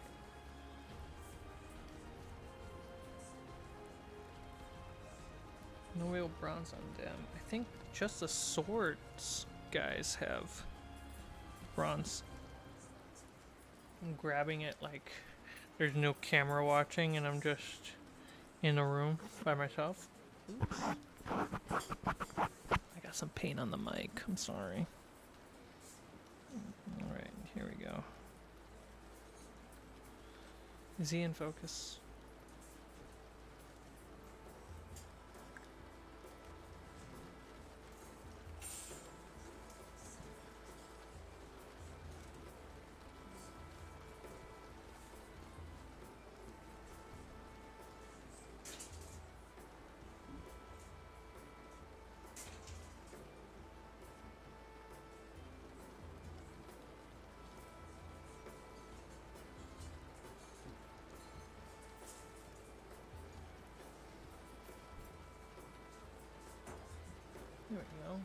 that little, super subtle, that little arm band.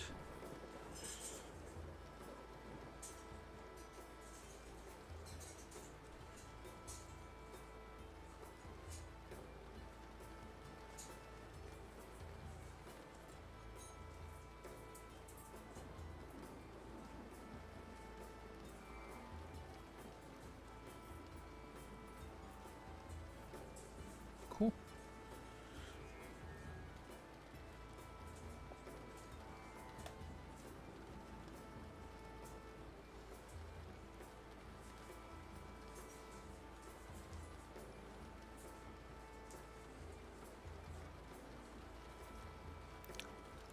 I'm gonna move the camera so that way you can get a better look at things.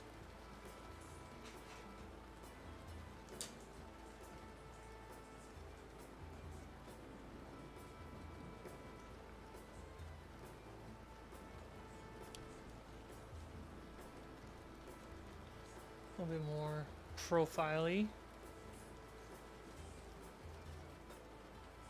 It's the professional term, profile-y. Just profile. Okay, there we go.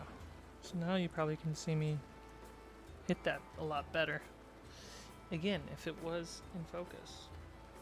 It's so shallow.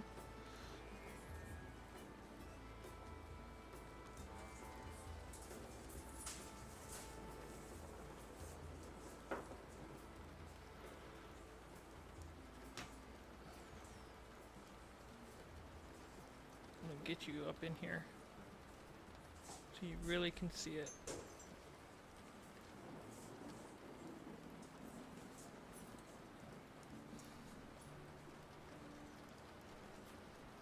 There's actually a better spot for the camera for me too.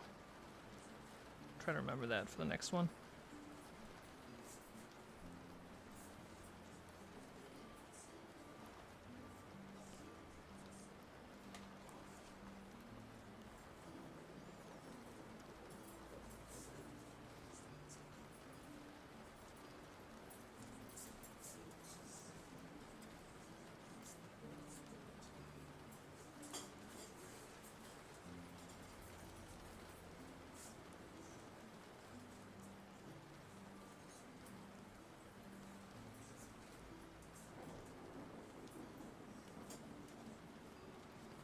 Neat.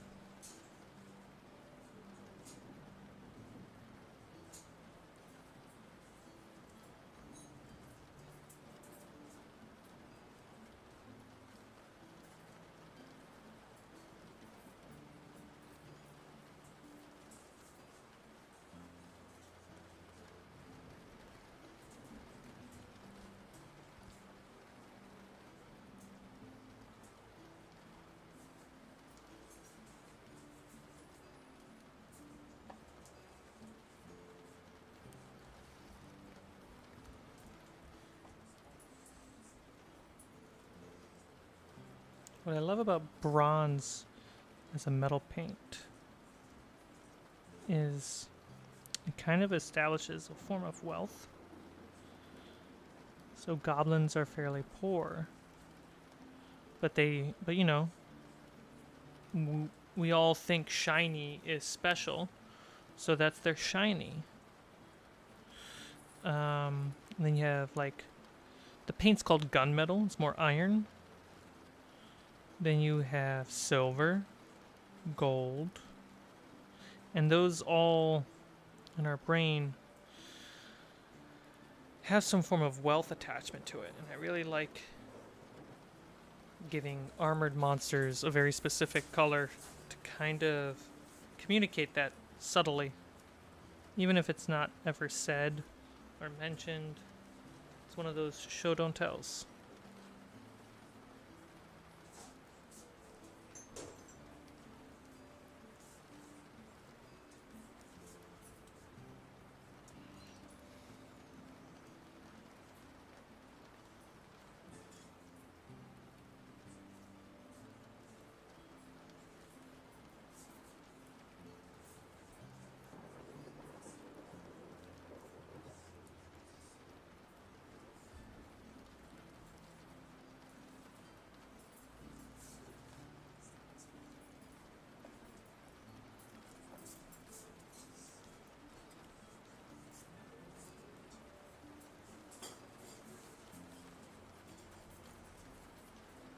Yeah, you know, like, even if I was to never paint any more of these, like, just out of focus in the background, you can tell that those look like goblins, which I think that's a success.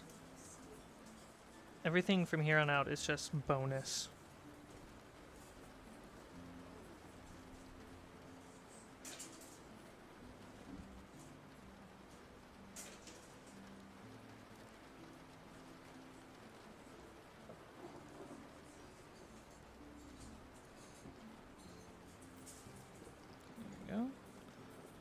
I do think they're buckles, because I'm a big fan of painting buckles. Their buckles are going to be bronze. But I don't want to pull out a small brush right now. I just want to get through the big strokes.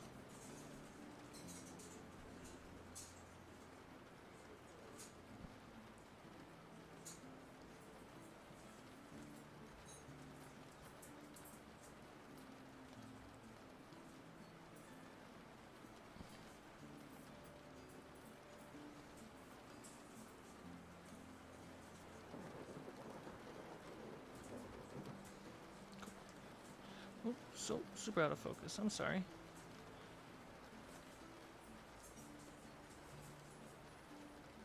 You got the on his back.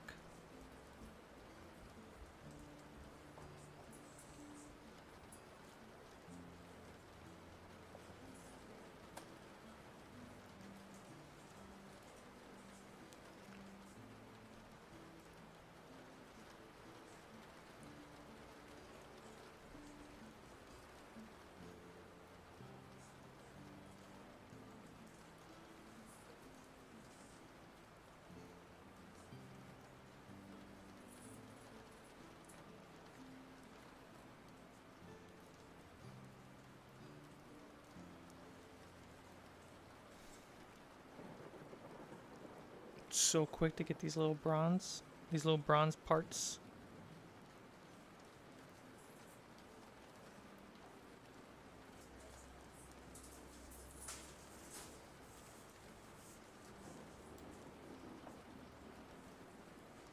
Axe guys don't have any. Do the pikemen have bronze? It doesn't look like it.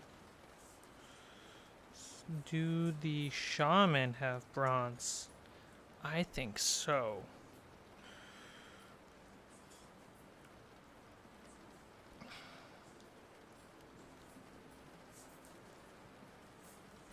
It looks like they have a little beaded necklace. I don't know if you can see that. I'm gonna try to make that. It's kind of small. I don't know if I should do it with this brush. I'll do it on the highlight pass. The beads should definitely be bronze. But I also just noticed I missed a big chunk of brown on the shaman.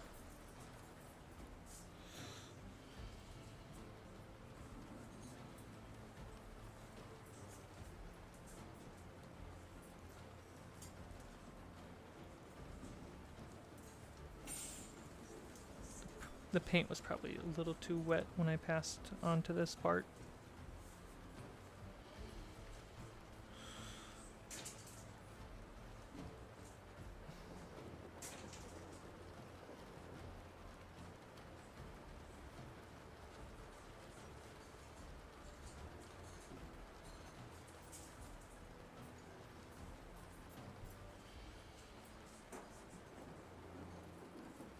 Okay. Normal king. Let's get that guy up there. Let's get that bronze. I think we got the crown for sure. That's a small brush thing, I feel. Try.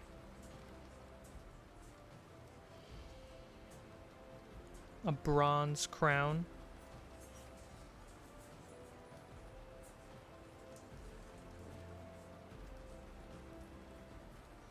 There's the focus.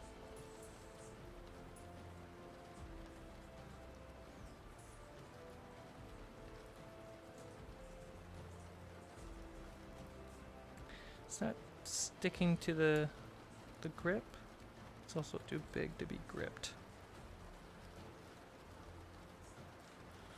Okay. I got some of the bronze on the king. What is that? That's going to be touched up later.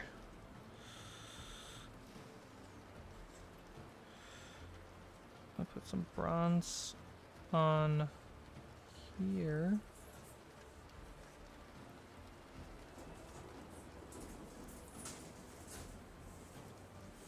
That feels right.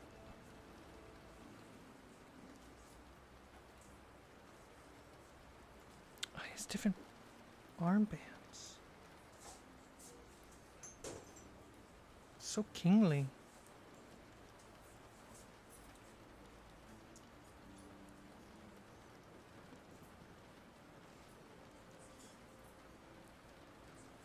It's a hard angle. I'm gonna mess it up.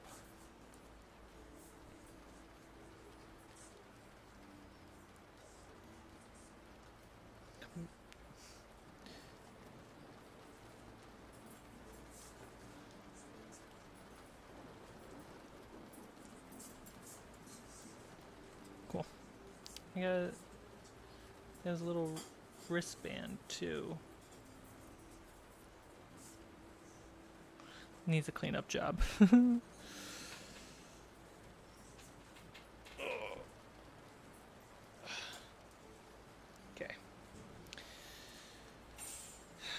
This sucker is going to be mostly bronze.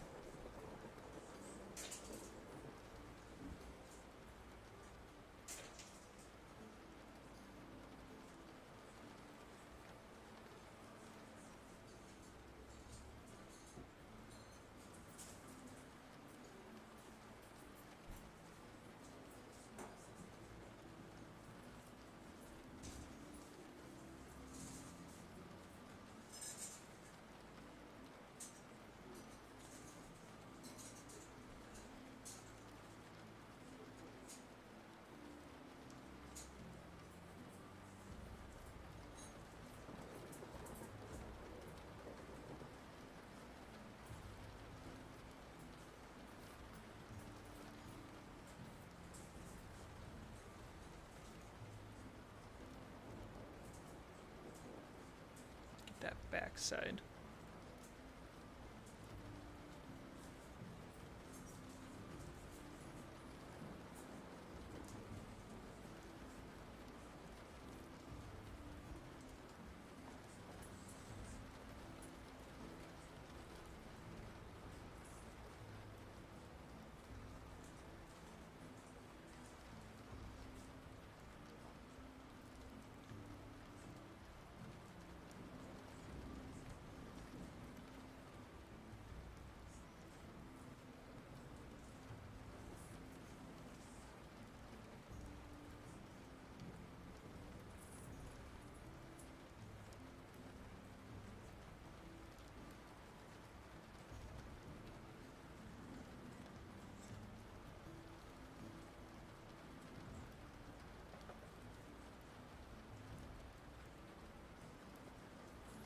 I need more bronze. Shake it up a little bit.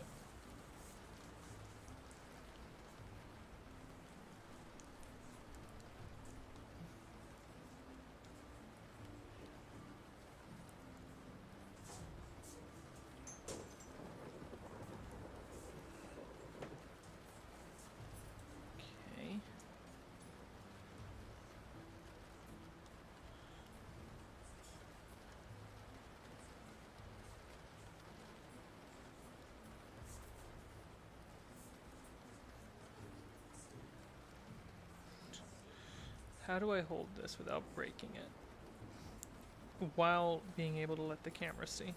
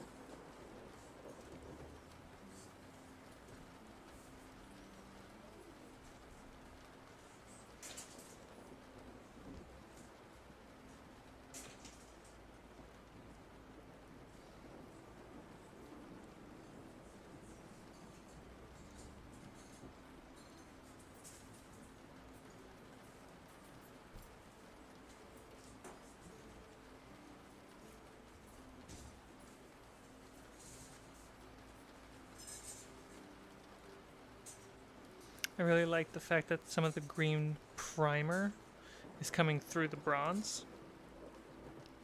Feels kind of dirty or old or patined a bit.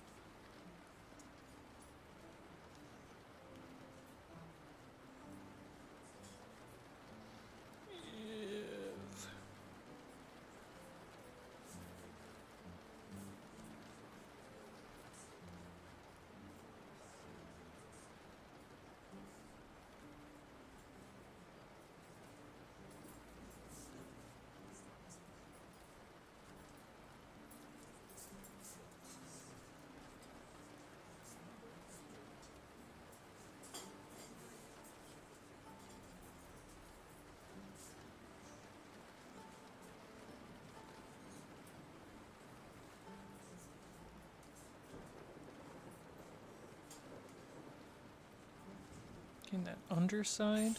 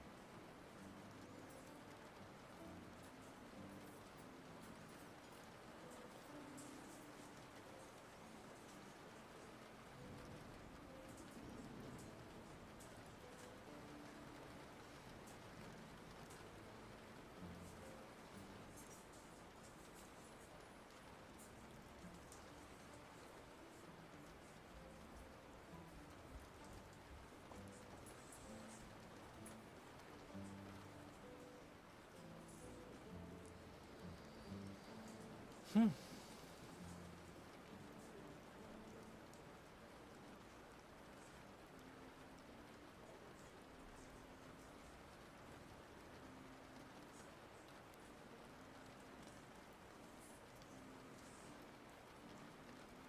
These deep crevices. Wow.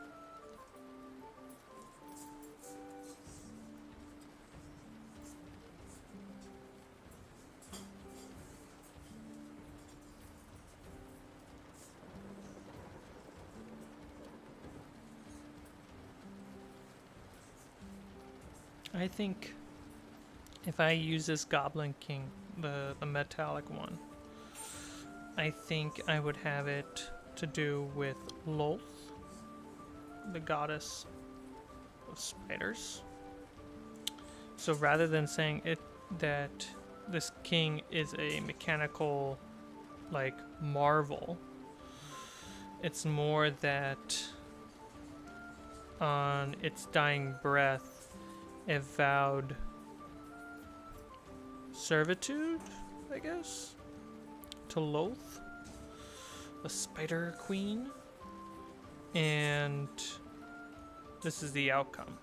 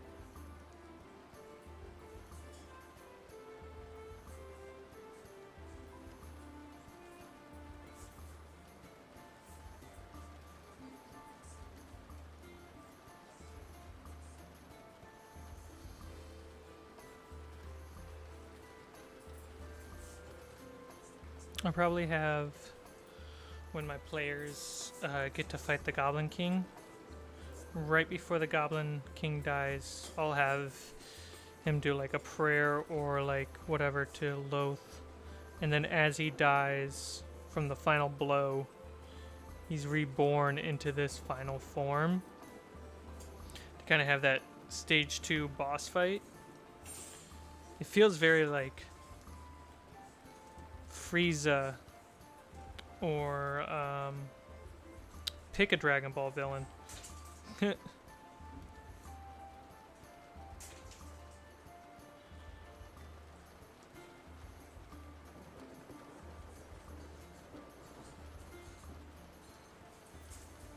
Sorry if I'm out of focus. Just trying to get in there. Okay. Bronze is almost done. Sick. Cool. I'll put the bronze in front of the GoPro.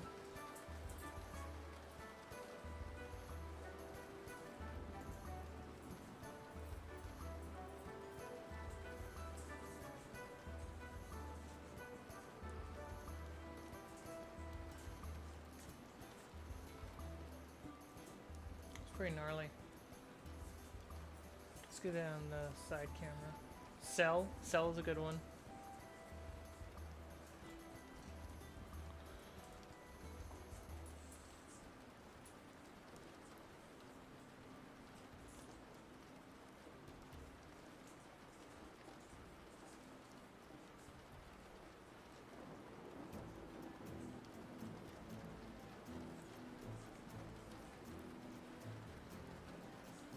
That backside. Look at that booty.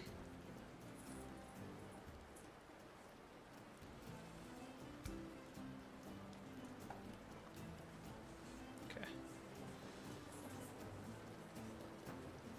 So shiny. If you have purple, paint the cloths a bit at the front as if they would look good. Yeah, so for the cloths, my goal is to get purple on them. But something I learned when doing my older goblins, the little raiders. Let's see, this one's a good example.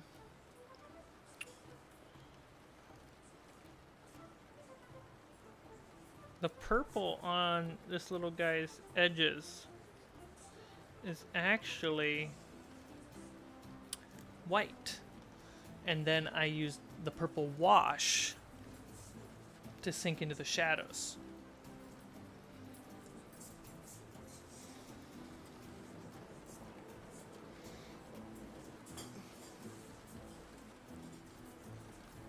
All right, so we have. Let's do purple. Let's get for those cloths. So I'm gonna have to start painting white.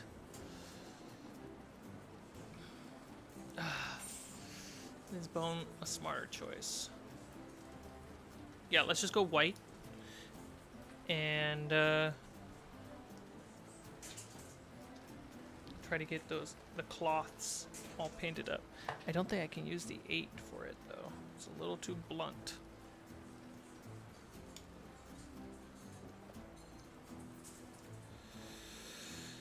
If you're joining the live stream, or if you made it this far in the VOD, hey, thanks for watching. I'm painting a Goblin army set, small army for D&D. First time I'm doing just not a rush job, but a batch paint job, and trying to get through as many goblins as I can, doing stages of different colors, one at a time. If you like the stream, if you want to catch more streams, I'm going to try to stream Saturday mornings like today, Mondays or Tuesdays, and then Thursdays. Because I got a lot of a lot of minis to get painted.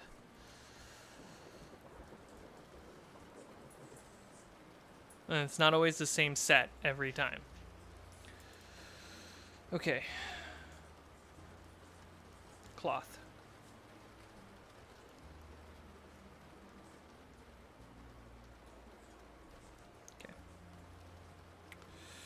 Going for it. Let's see, focus there.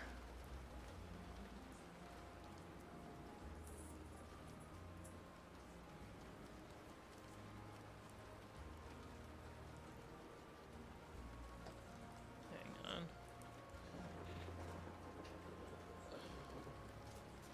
That's what I need. I need to fix the paintbrush.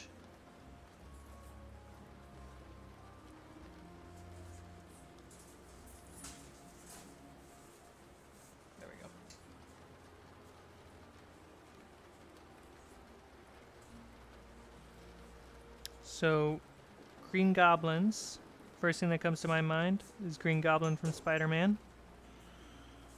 So I'm gonna add purple as their kind of their banner color, their cloths. And instead of taking a purple paint to it, I'm actually taking white. And what I'm going to do is during the washing phase, or also known as the shading phase, I'm going to wash the white with a purple wash. So that way automatically it's a lighter purple, but also the deep parts of the cloth get really dark and purple and the top parts stay in a lighter form of purple.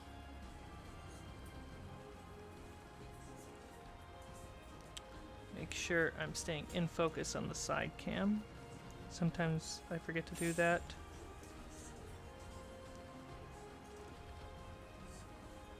Cool. Alright. He's got little cloths around his wrists and ankles. It's so scary doing detailed work with such a fat brush.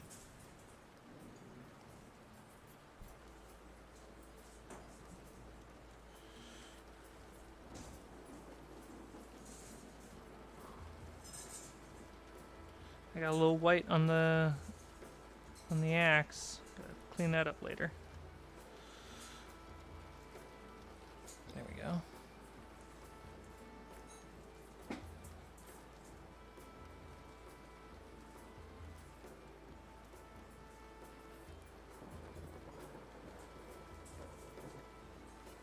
The next set.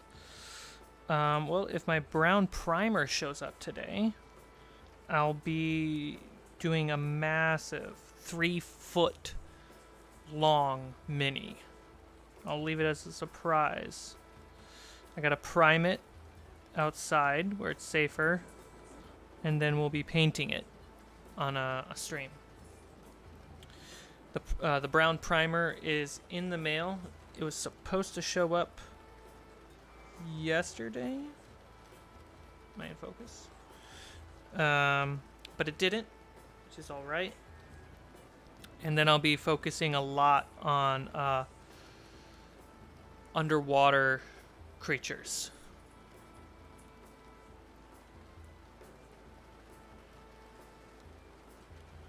Yeah.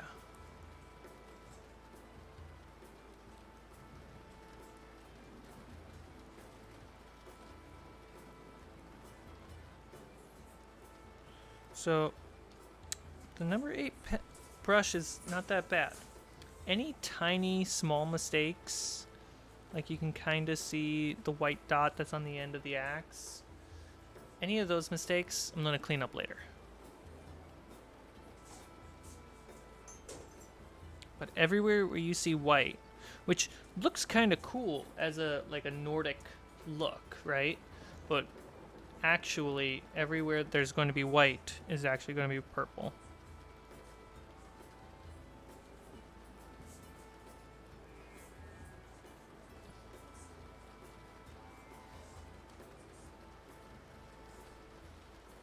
Cool. Let me show it off. Got a camera here for a reason. So you can see the neck, the wrists, and the ankles. Those are going to become purple near the end. What is the best pizza topping and why is it pineapple? Because it's plant-based. Ah! Got it.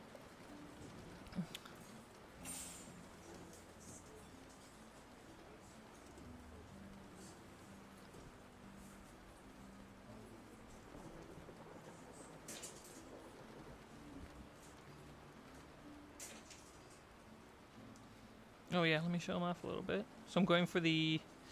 I'm just jumping into it. Sorry. So we got a neck guard, wrist, and ankles on this axe guy. Also, he's got a little ponytail with a little knot cloth right up here, which I'm going to have to get to.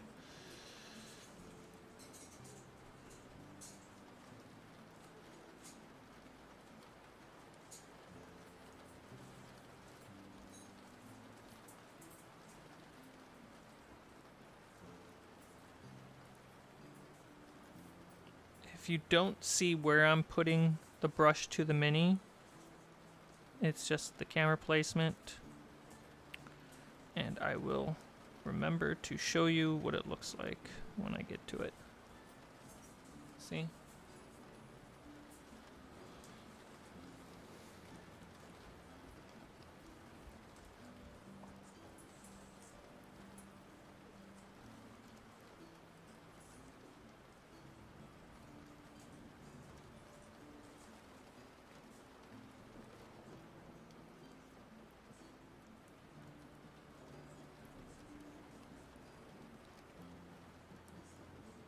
My phone has gone off so many times during stream, and it's just like lighting up over on the side. Part of my brain's like, oh, I gotta go check it. The other part of my brain's like, no, keep painting. It's better for you.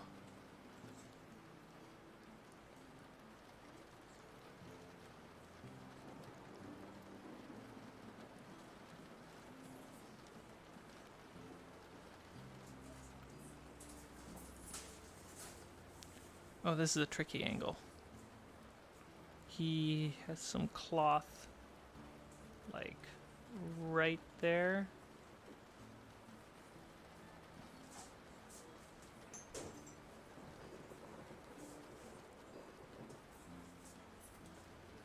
Got it.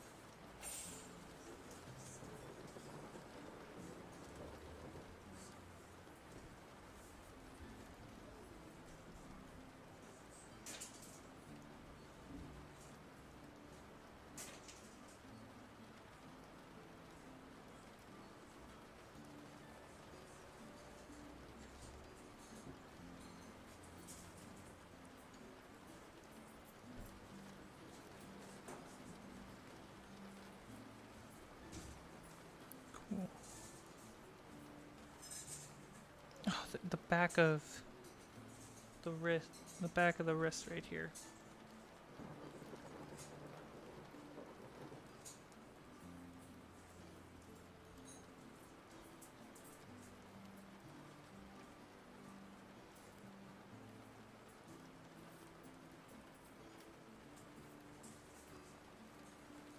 Cool.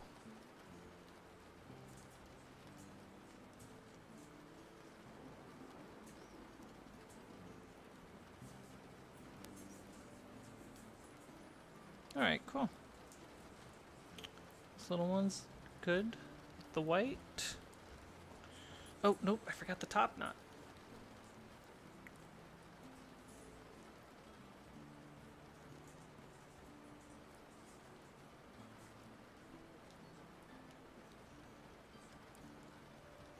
I don't know what color hair I should give them.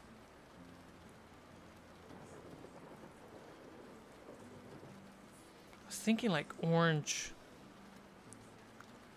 So that way if I paint their eyes orange, there's some orange to match it.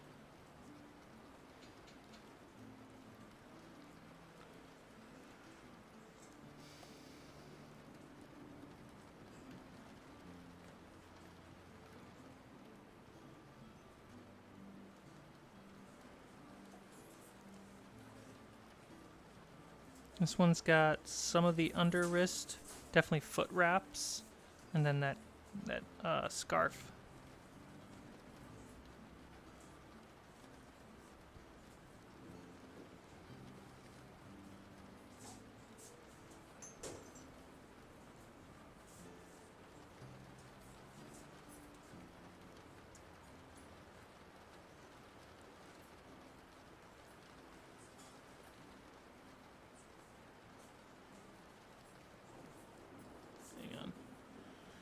Fix the brush.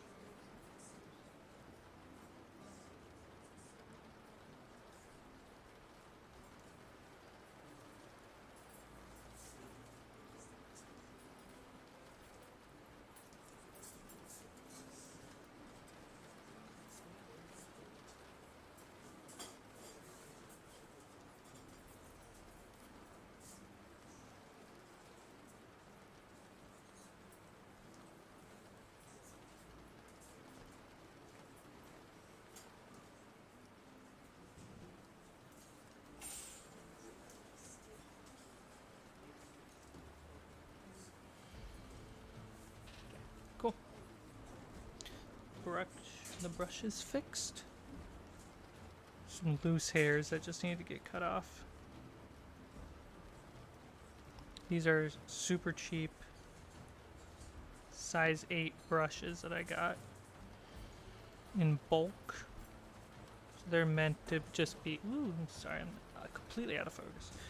They're meant for just batch painting and getting through a lot.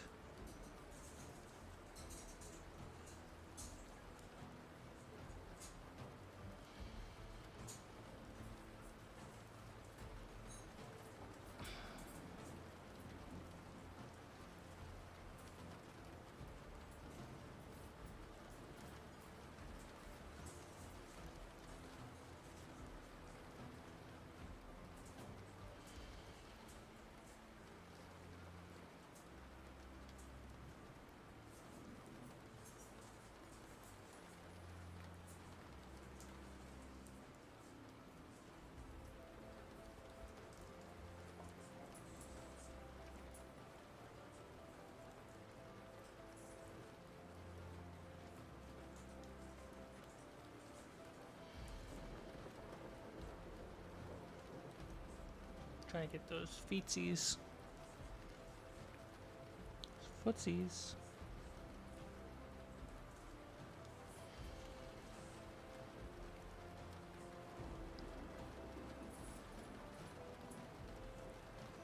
Dude, for whatever reason, it's so hard for me to stay in focus.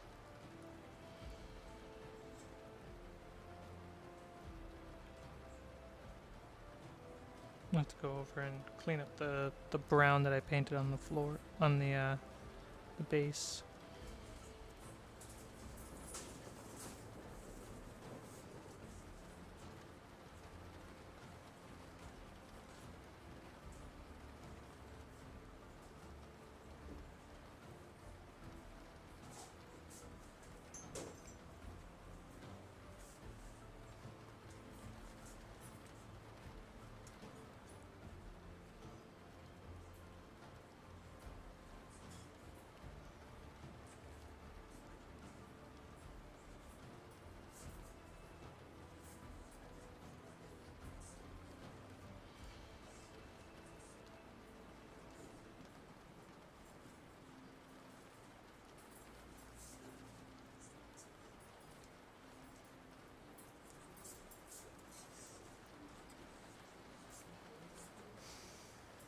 Really hard angle to get at these goblins' feet.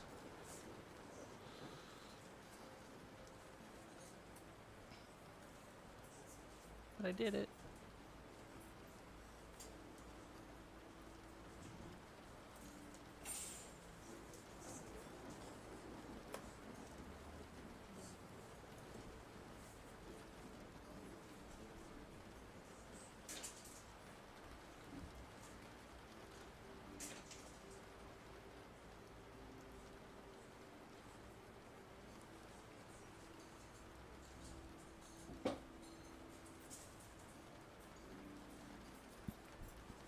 Excuse me.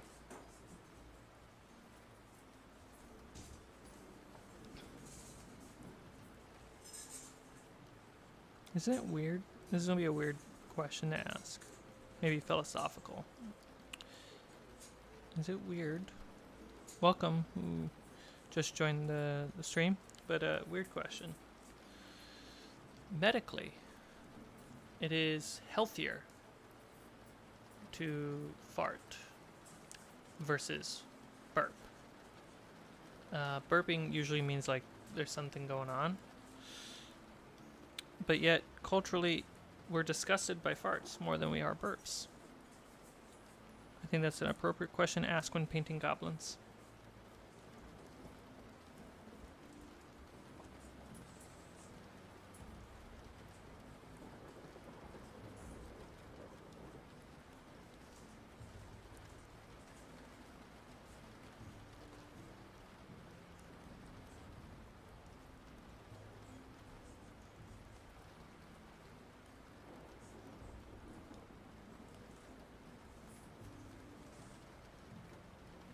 Mind focus. Another appropriate question.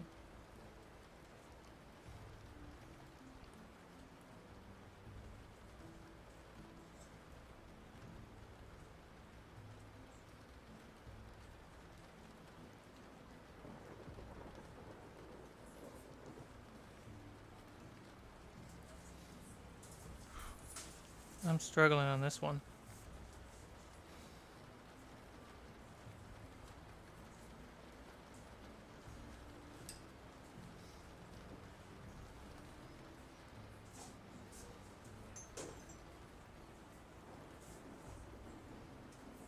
We have foot wraps. Does have foot wraps.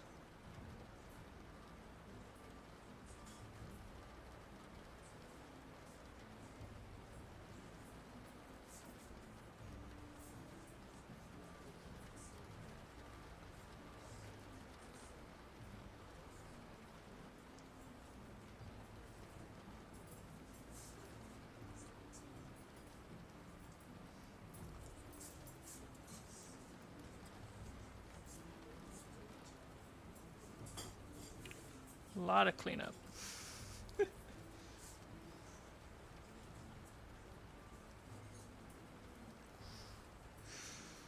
is not the right brush for that spot.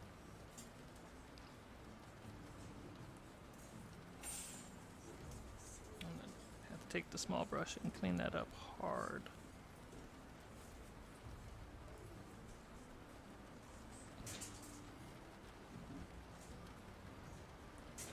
You see around the feet, I got a little messy.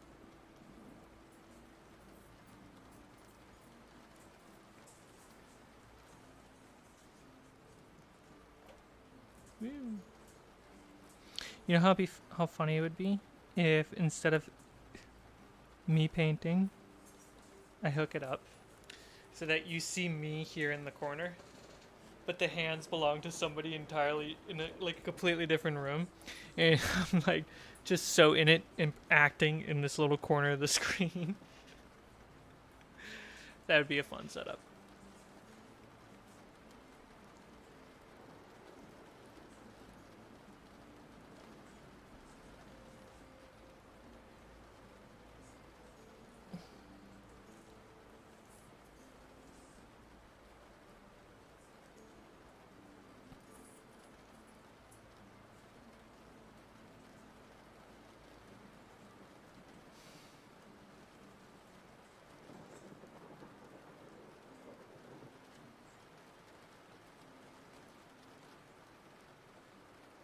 There we go.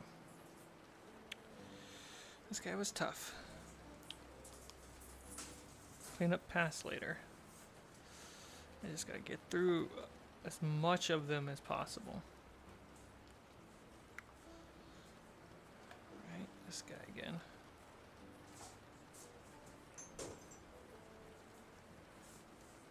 It hurts me because I want to stop and clean up the mistakes, you know? I want it to look really, really good each time.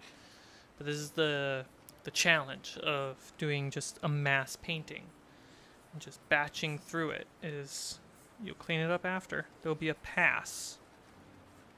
Just like in filmmaking, in post-production, there's the V1 pass, the V2 pass.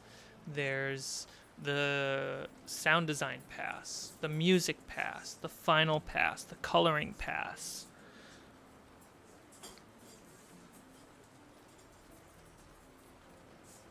I just gotta remember that. It's part of this challenge.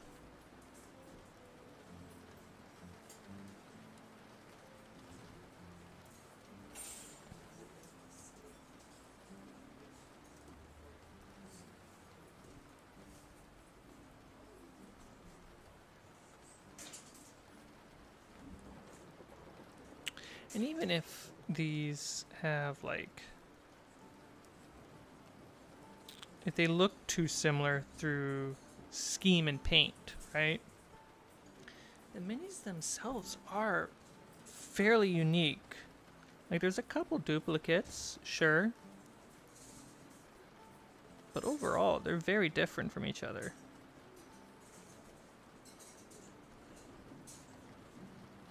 Some different poses and stuff.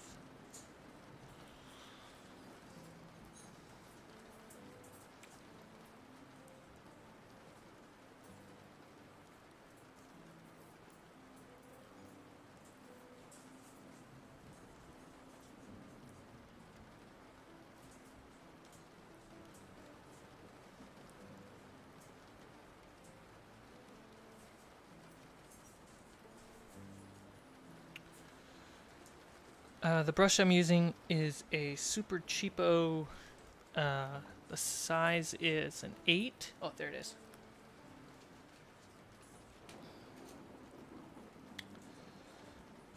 Jojo Do 50 pack of number 8 size. It was like $16. I got 50 of them. Perfect just to do these big batching.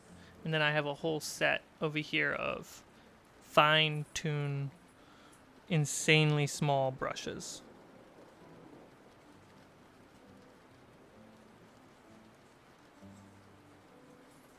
Where am I?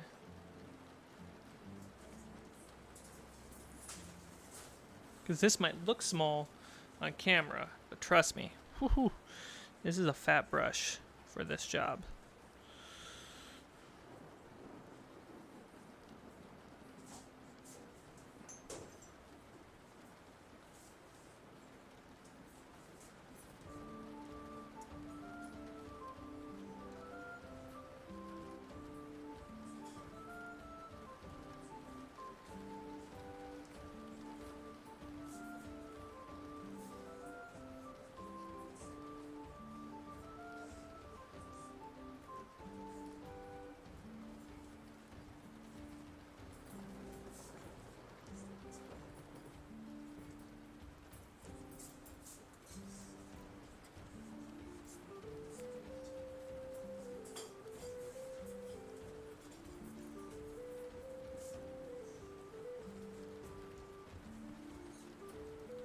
That's a hard angle to get.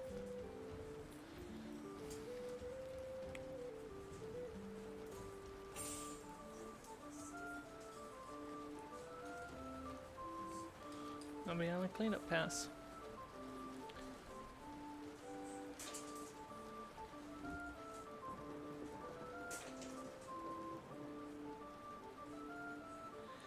Yeah, look them up on Amazon.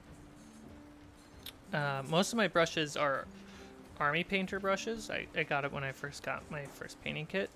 And then I have a few like, just, I don't even know what size they are. These are like, this is a half. This is made in Japan. I got it in a local paint shop. I haven't had the chance or the need to open them yet, but I'm happy that I have them.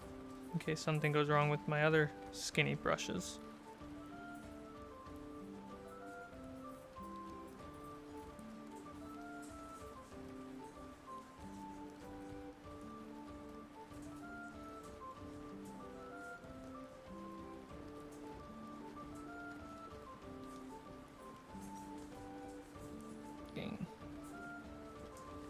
Yep. These fat brushes. When you go for like between the hands and between the legs, these fat brushes, that's number 8. It's not your friend.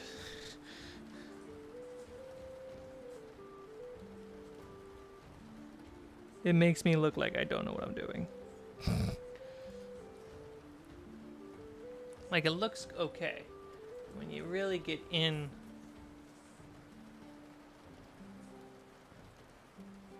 you can see in those knees that, like, it got pretty sloppy down there, right?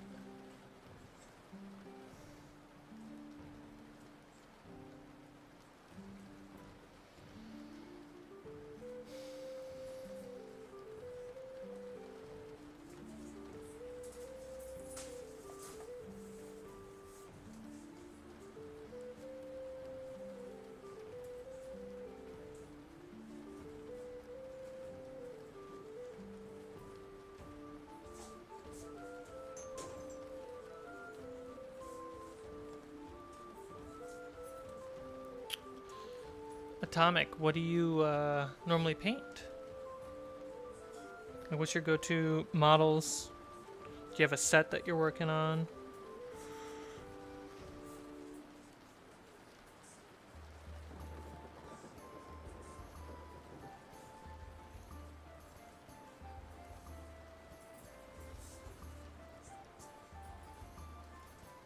Am I in focus? I am, but I'm just like right off camera. There we go.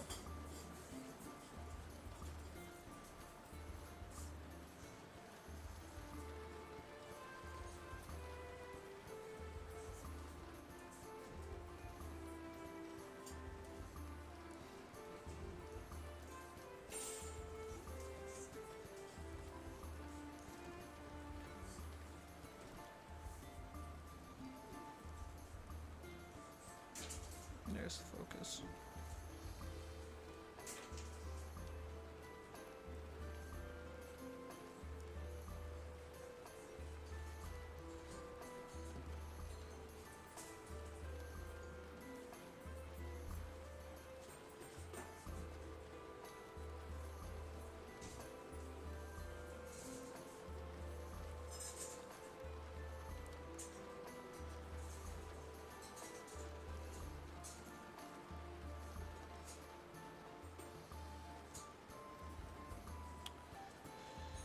You have a number of minis on display and stuff.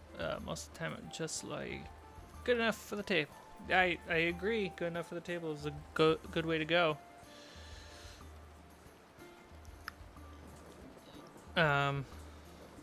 Thing is, I'm also streaming it and putting on camera, so I gotta be a little bit pickier. Nah, I'm a picky kind of person, so this challenge of doing a batch and really pushing the perfectionist out of me is a mental exercise like no other.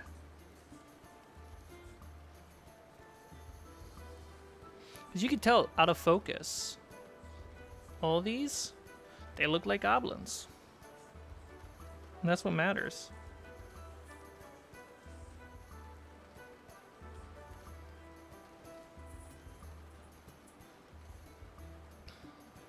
Let me take a look at this.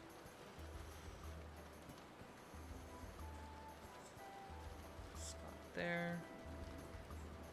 And there is a spot right there. Okay.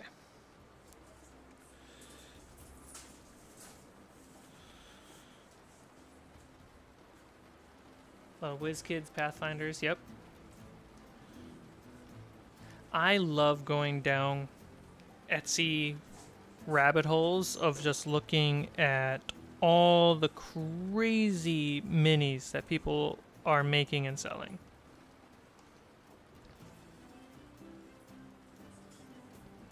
It's I don't even want to buy those minis half the time. I just like looking at them like, there's a cool story.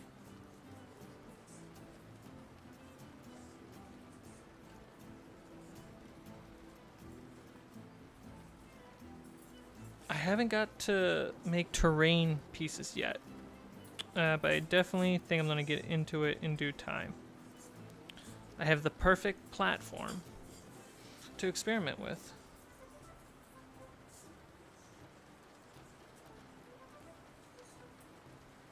Oh yeah, get that foot.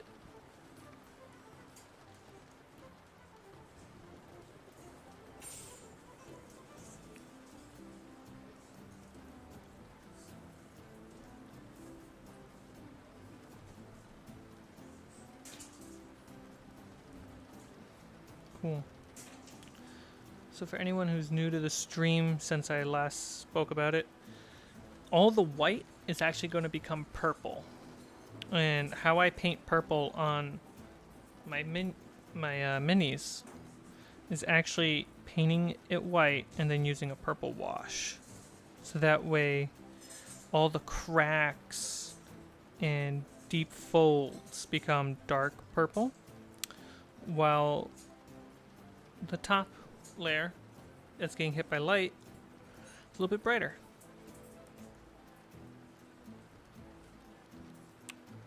I discovered that method by painting a older goblin with purple hair and realizing purple would not help pull out the lines of the hair as much as I wanted to. So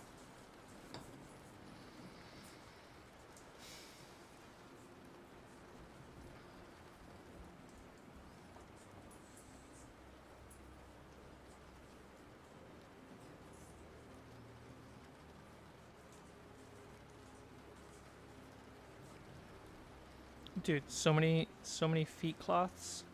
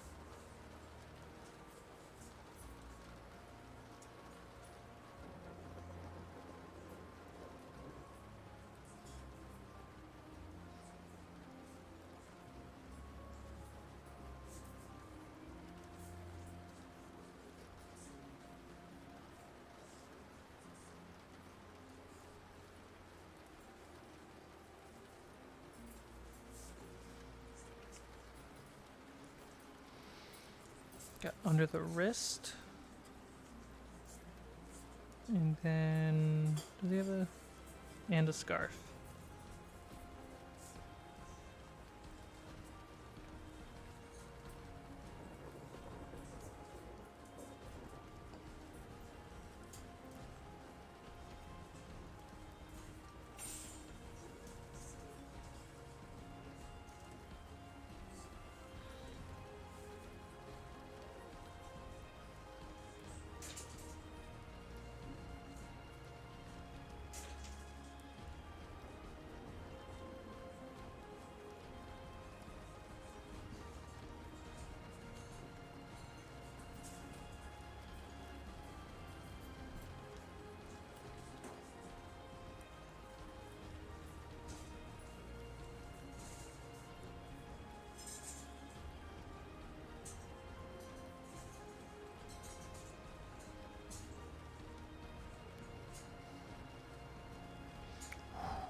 This is hard.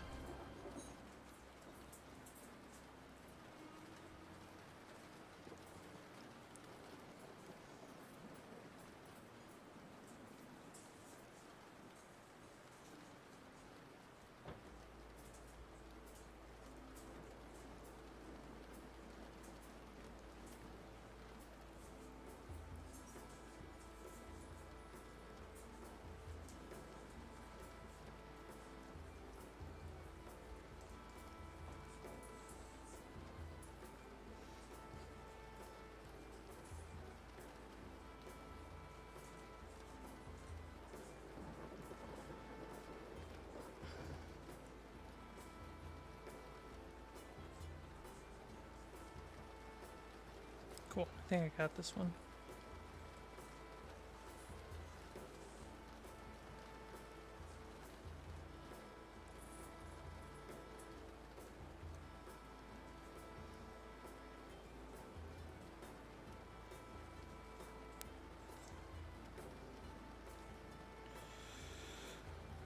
Wow, that archer is super tough.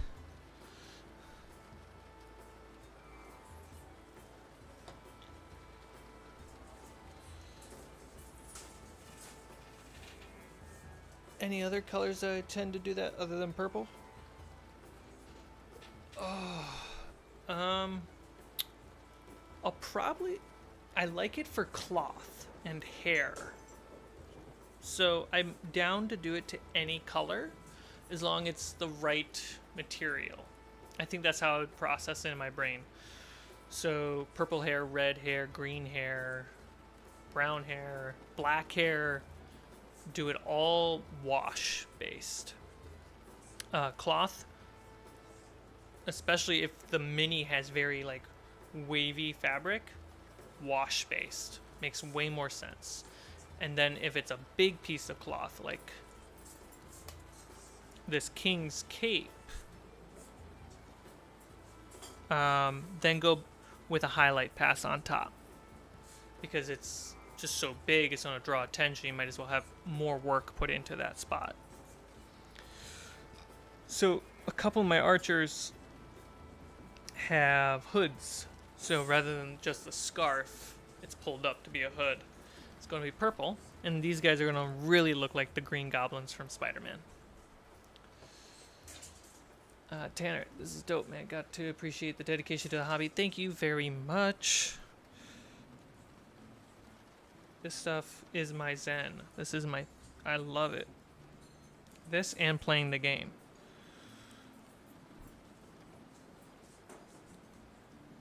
Make sure you're in focus. There we go.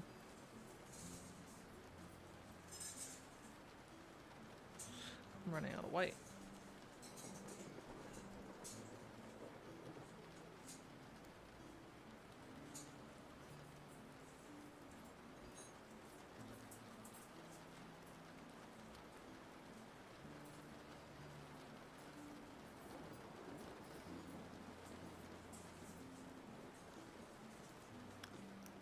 Where did I put the white? Did I put it away? I did.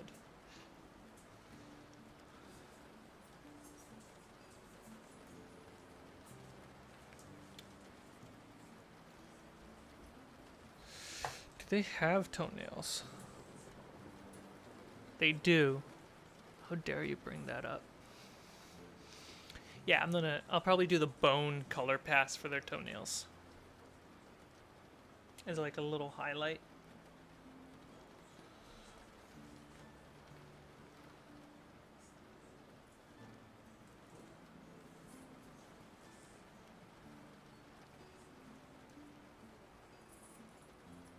Where's my focus? There.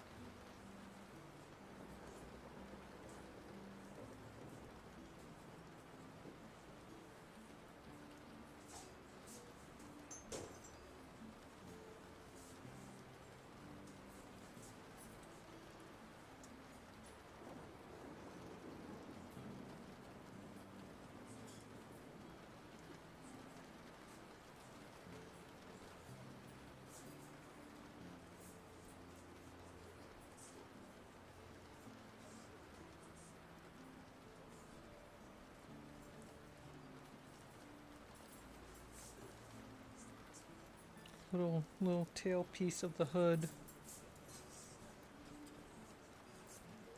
Pretty hard to get.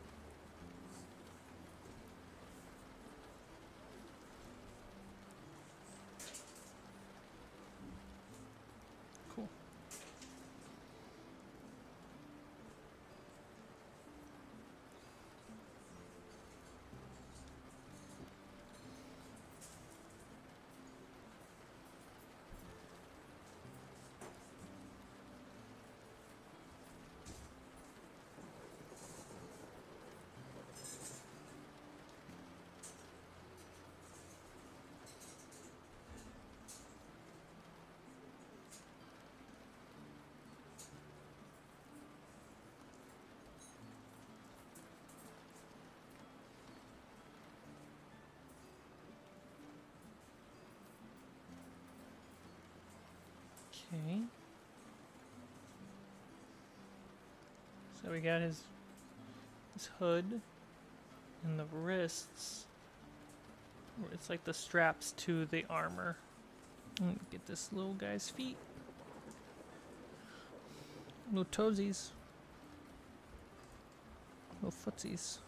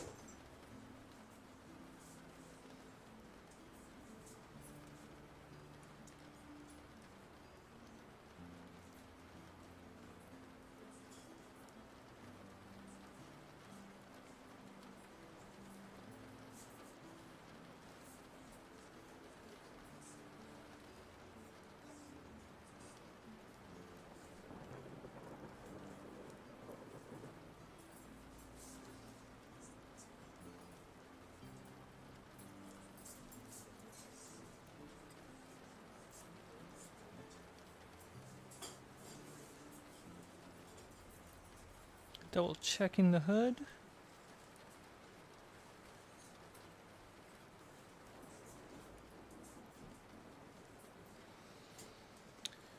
Cool.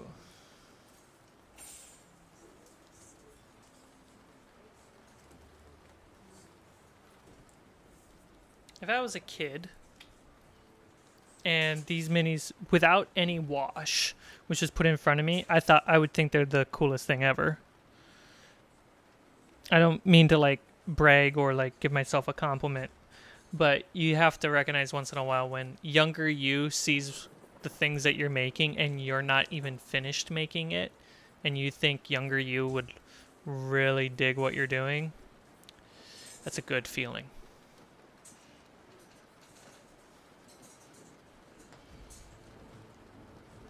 I'm glad you liked the live stream.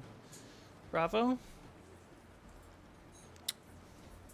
Got some chill backgrounds happening, since I know that I zen out and just focus on painting. Alright, let's get this other archer in.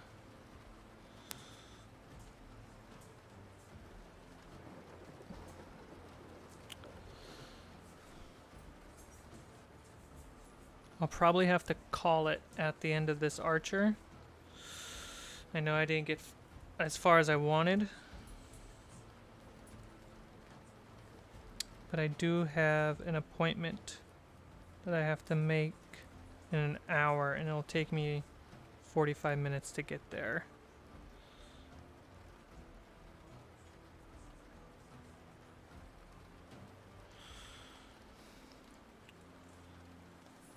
But I'll stream again on Monday/Tuesday, whichever one is convenient.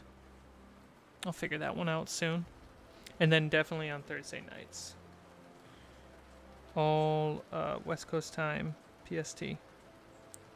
PSD, whichever one it is.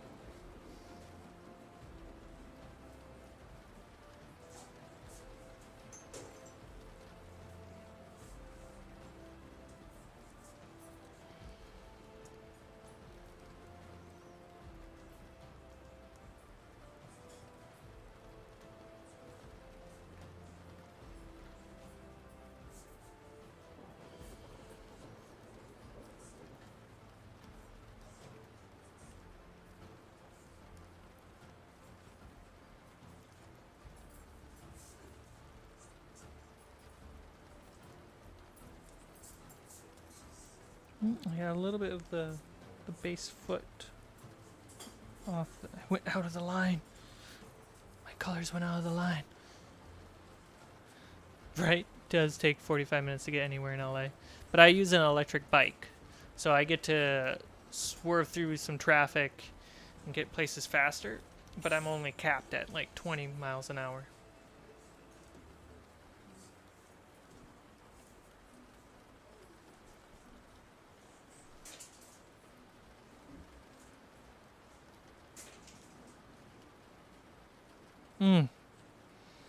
I did one of those just like satisfying, just look.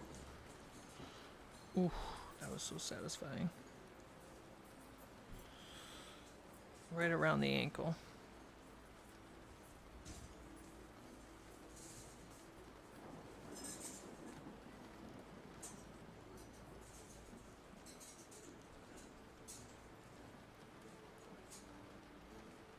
Yeah, so the next stream, I'm hoping won't actually be the continuation of the Goblins, because I have a lot of other things I have to get painted.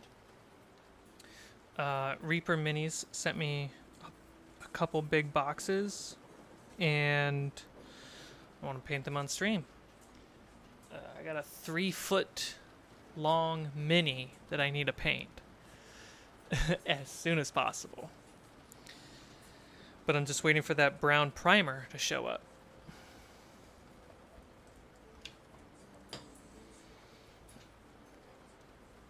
Alright. Oh, could I fit one more? Could I fit the last archer in my time slot? Nah.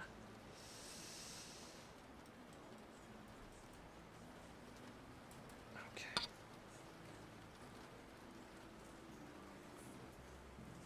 Don't want to get too pressed on time. Cool. Toss that there.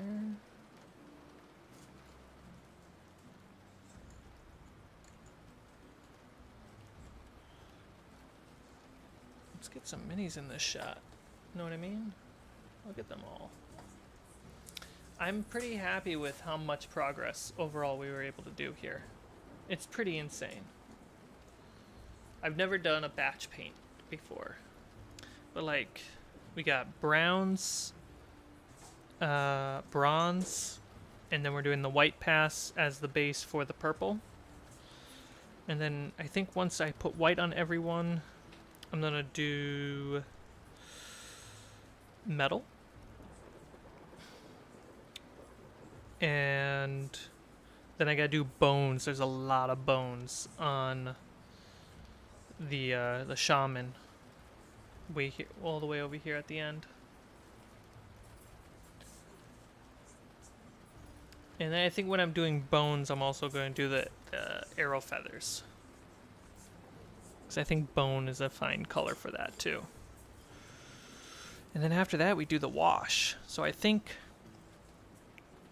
if the brown primer is not here next time, for the next stream, Monday, Tuesday, I'm going to tackle these goblins again, and I think we could get to the washing stage. If the brown primer is here, then well, then we're going to be painting something else. And the brown primer, for those who don't know, general concept of a primer paint is your first coat, your base layer. I did a base layer in green for these goblins, but you can do them, they're a spray can, and you can do them in a bunch of different colors. I have green for my goblins, I have blue for under the water creatures, which is a lot of what's sitting under my desk right now. And brown is great for a lot of wood and a lot of props. And you just go outside and get it all done. The Demogorgon from GF9. Oh wow, yeah, that's big. But yeah, 3 foot. It's pretty big. It's massive. It's overwhelmingly big. All right, I'm gonna let's swap this camera. There we go. Get that GoPro in there. Alright everyone, thank you so much for catching the stream. Everyone who's watched the whole... Am I out of focus? Classic. I'm out of focus. Everyone who's watching on the VOD, thank you so much for making it all the way to the end. Please hit that like, subscribe. Hey, consider joining the channel to become a membership. I have a Patreon that all the money that ever goes to this channel goes to this channel. I hope that makes sense. Yeah. There's links in the description. I hope you have a wonderful day, wonderful weekend, and I'll see you next time. Bye. How do I end my stream? That's how.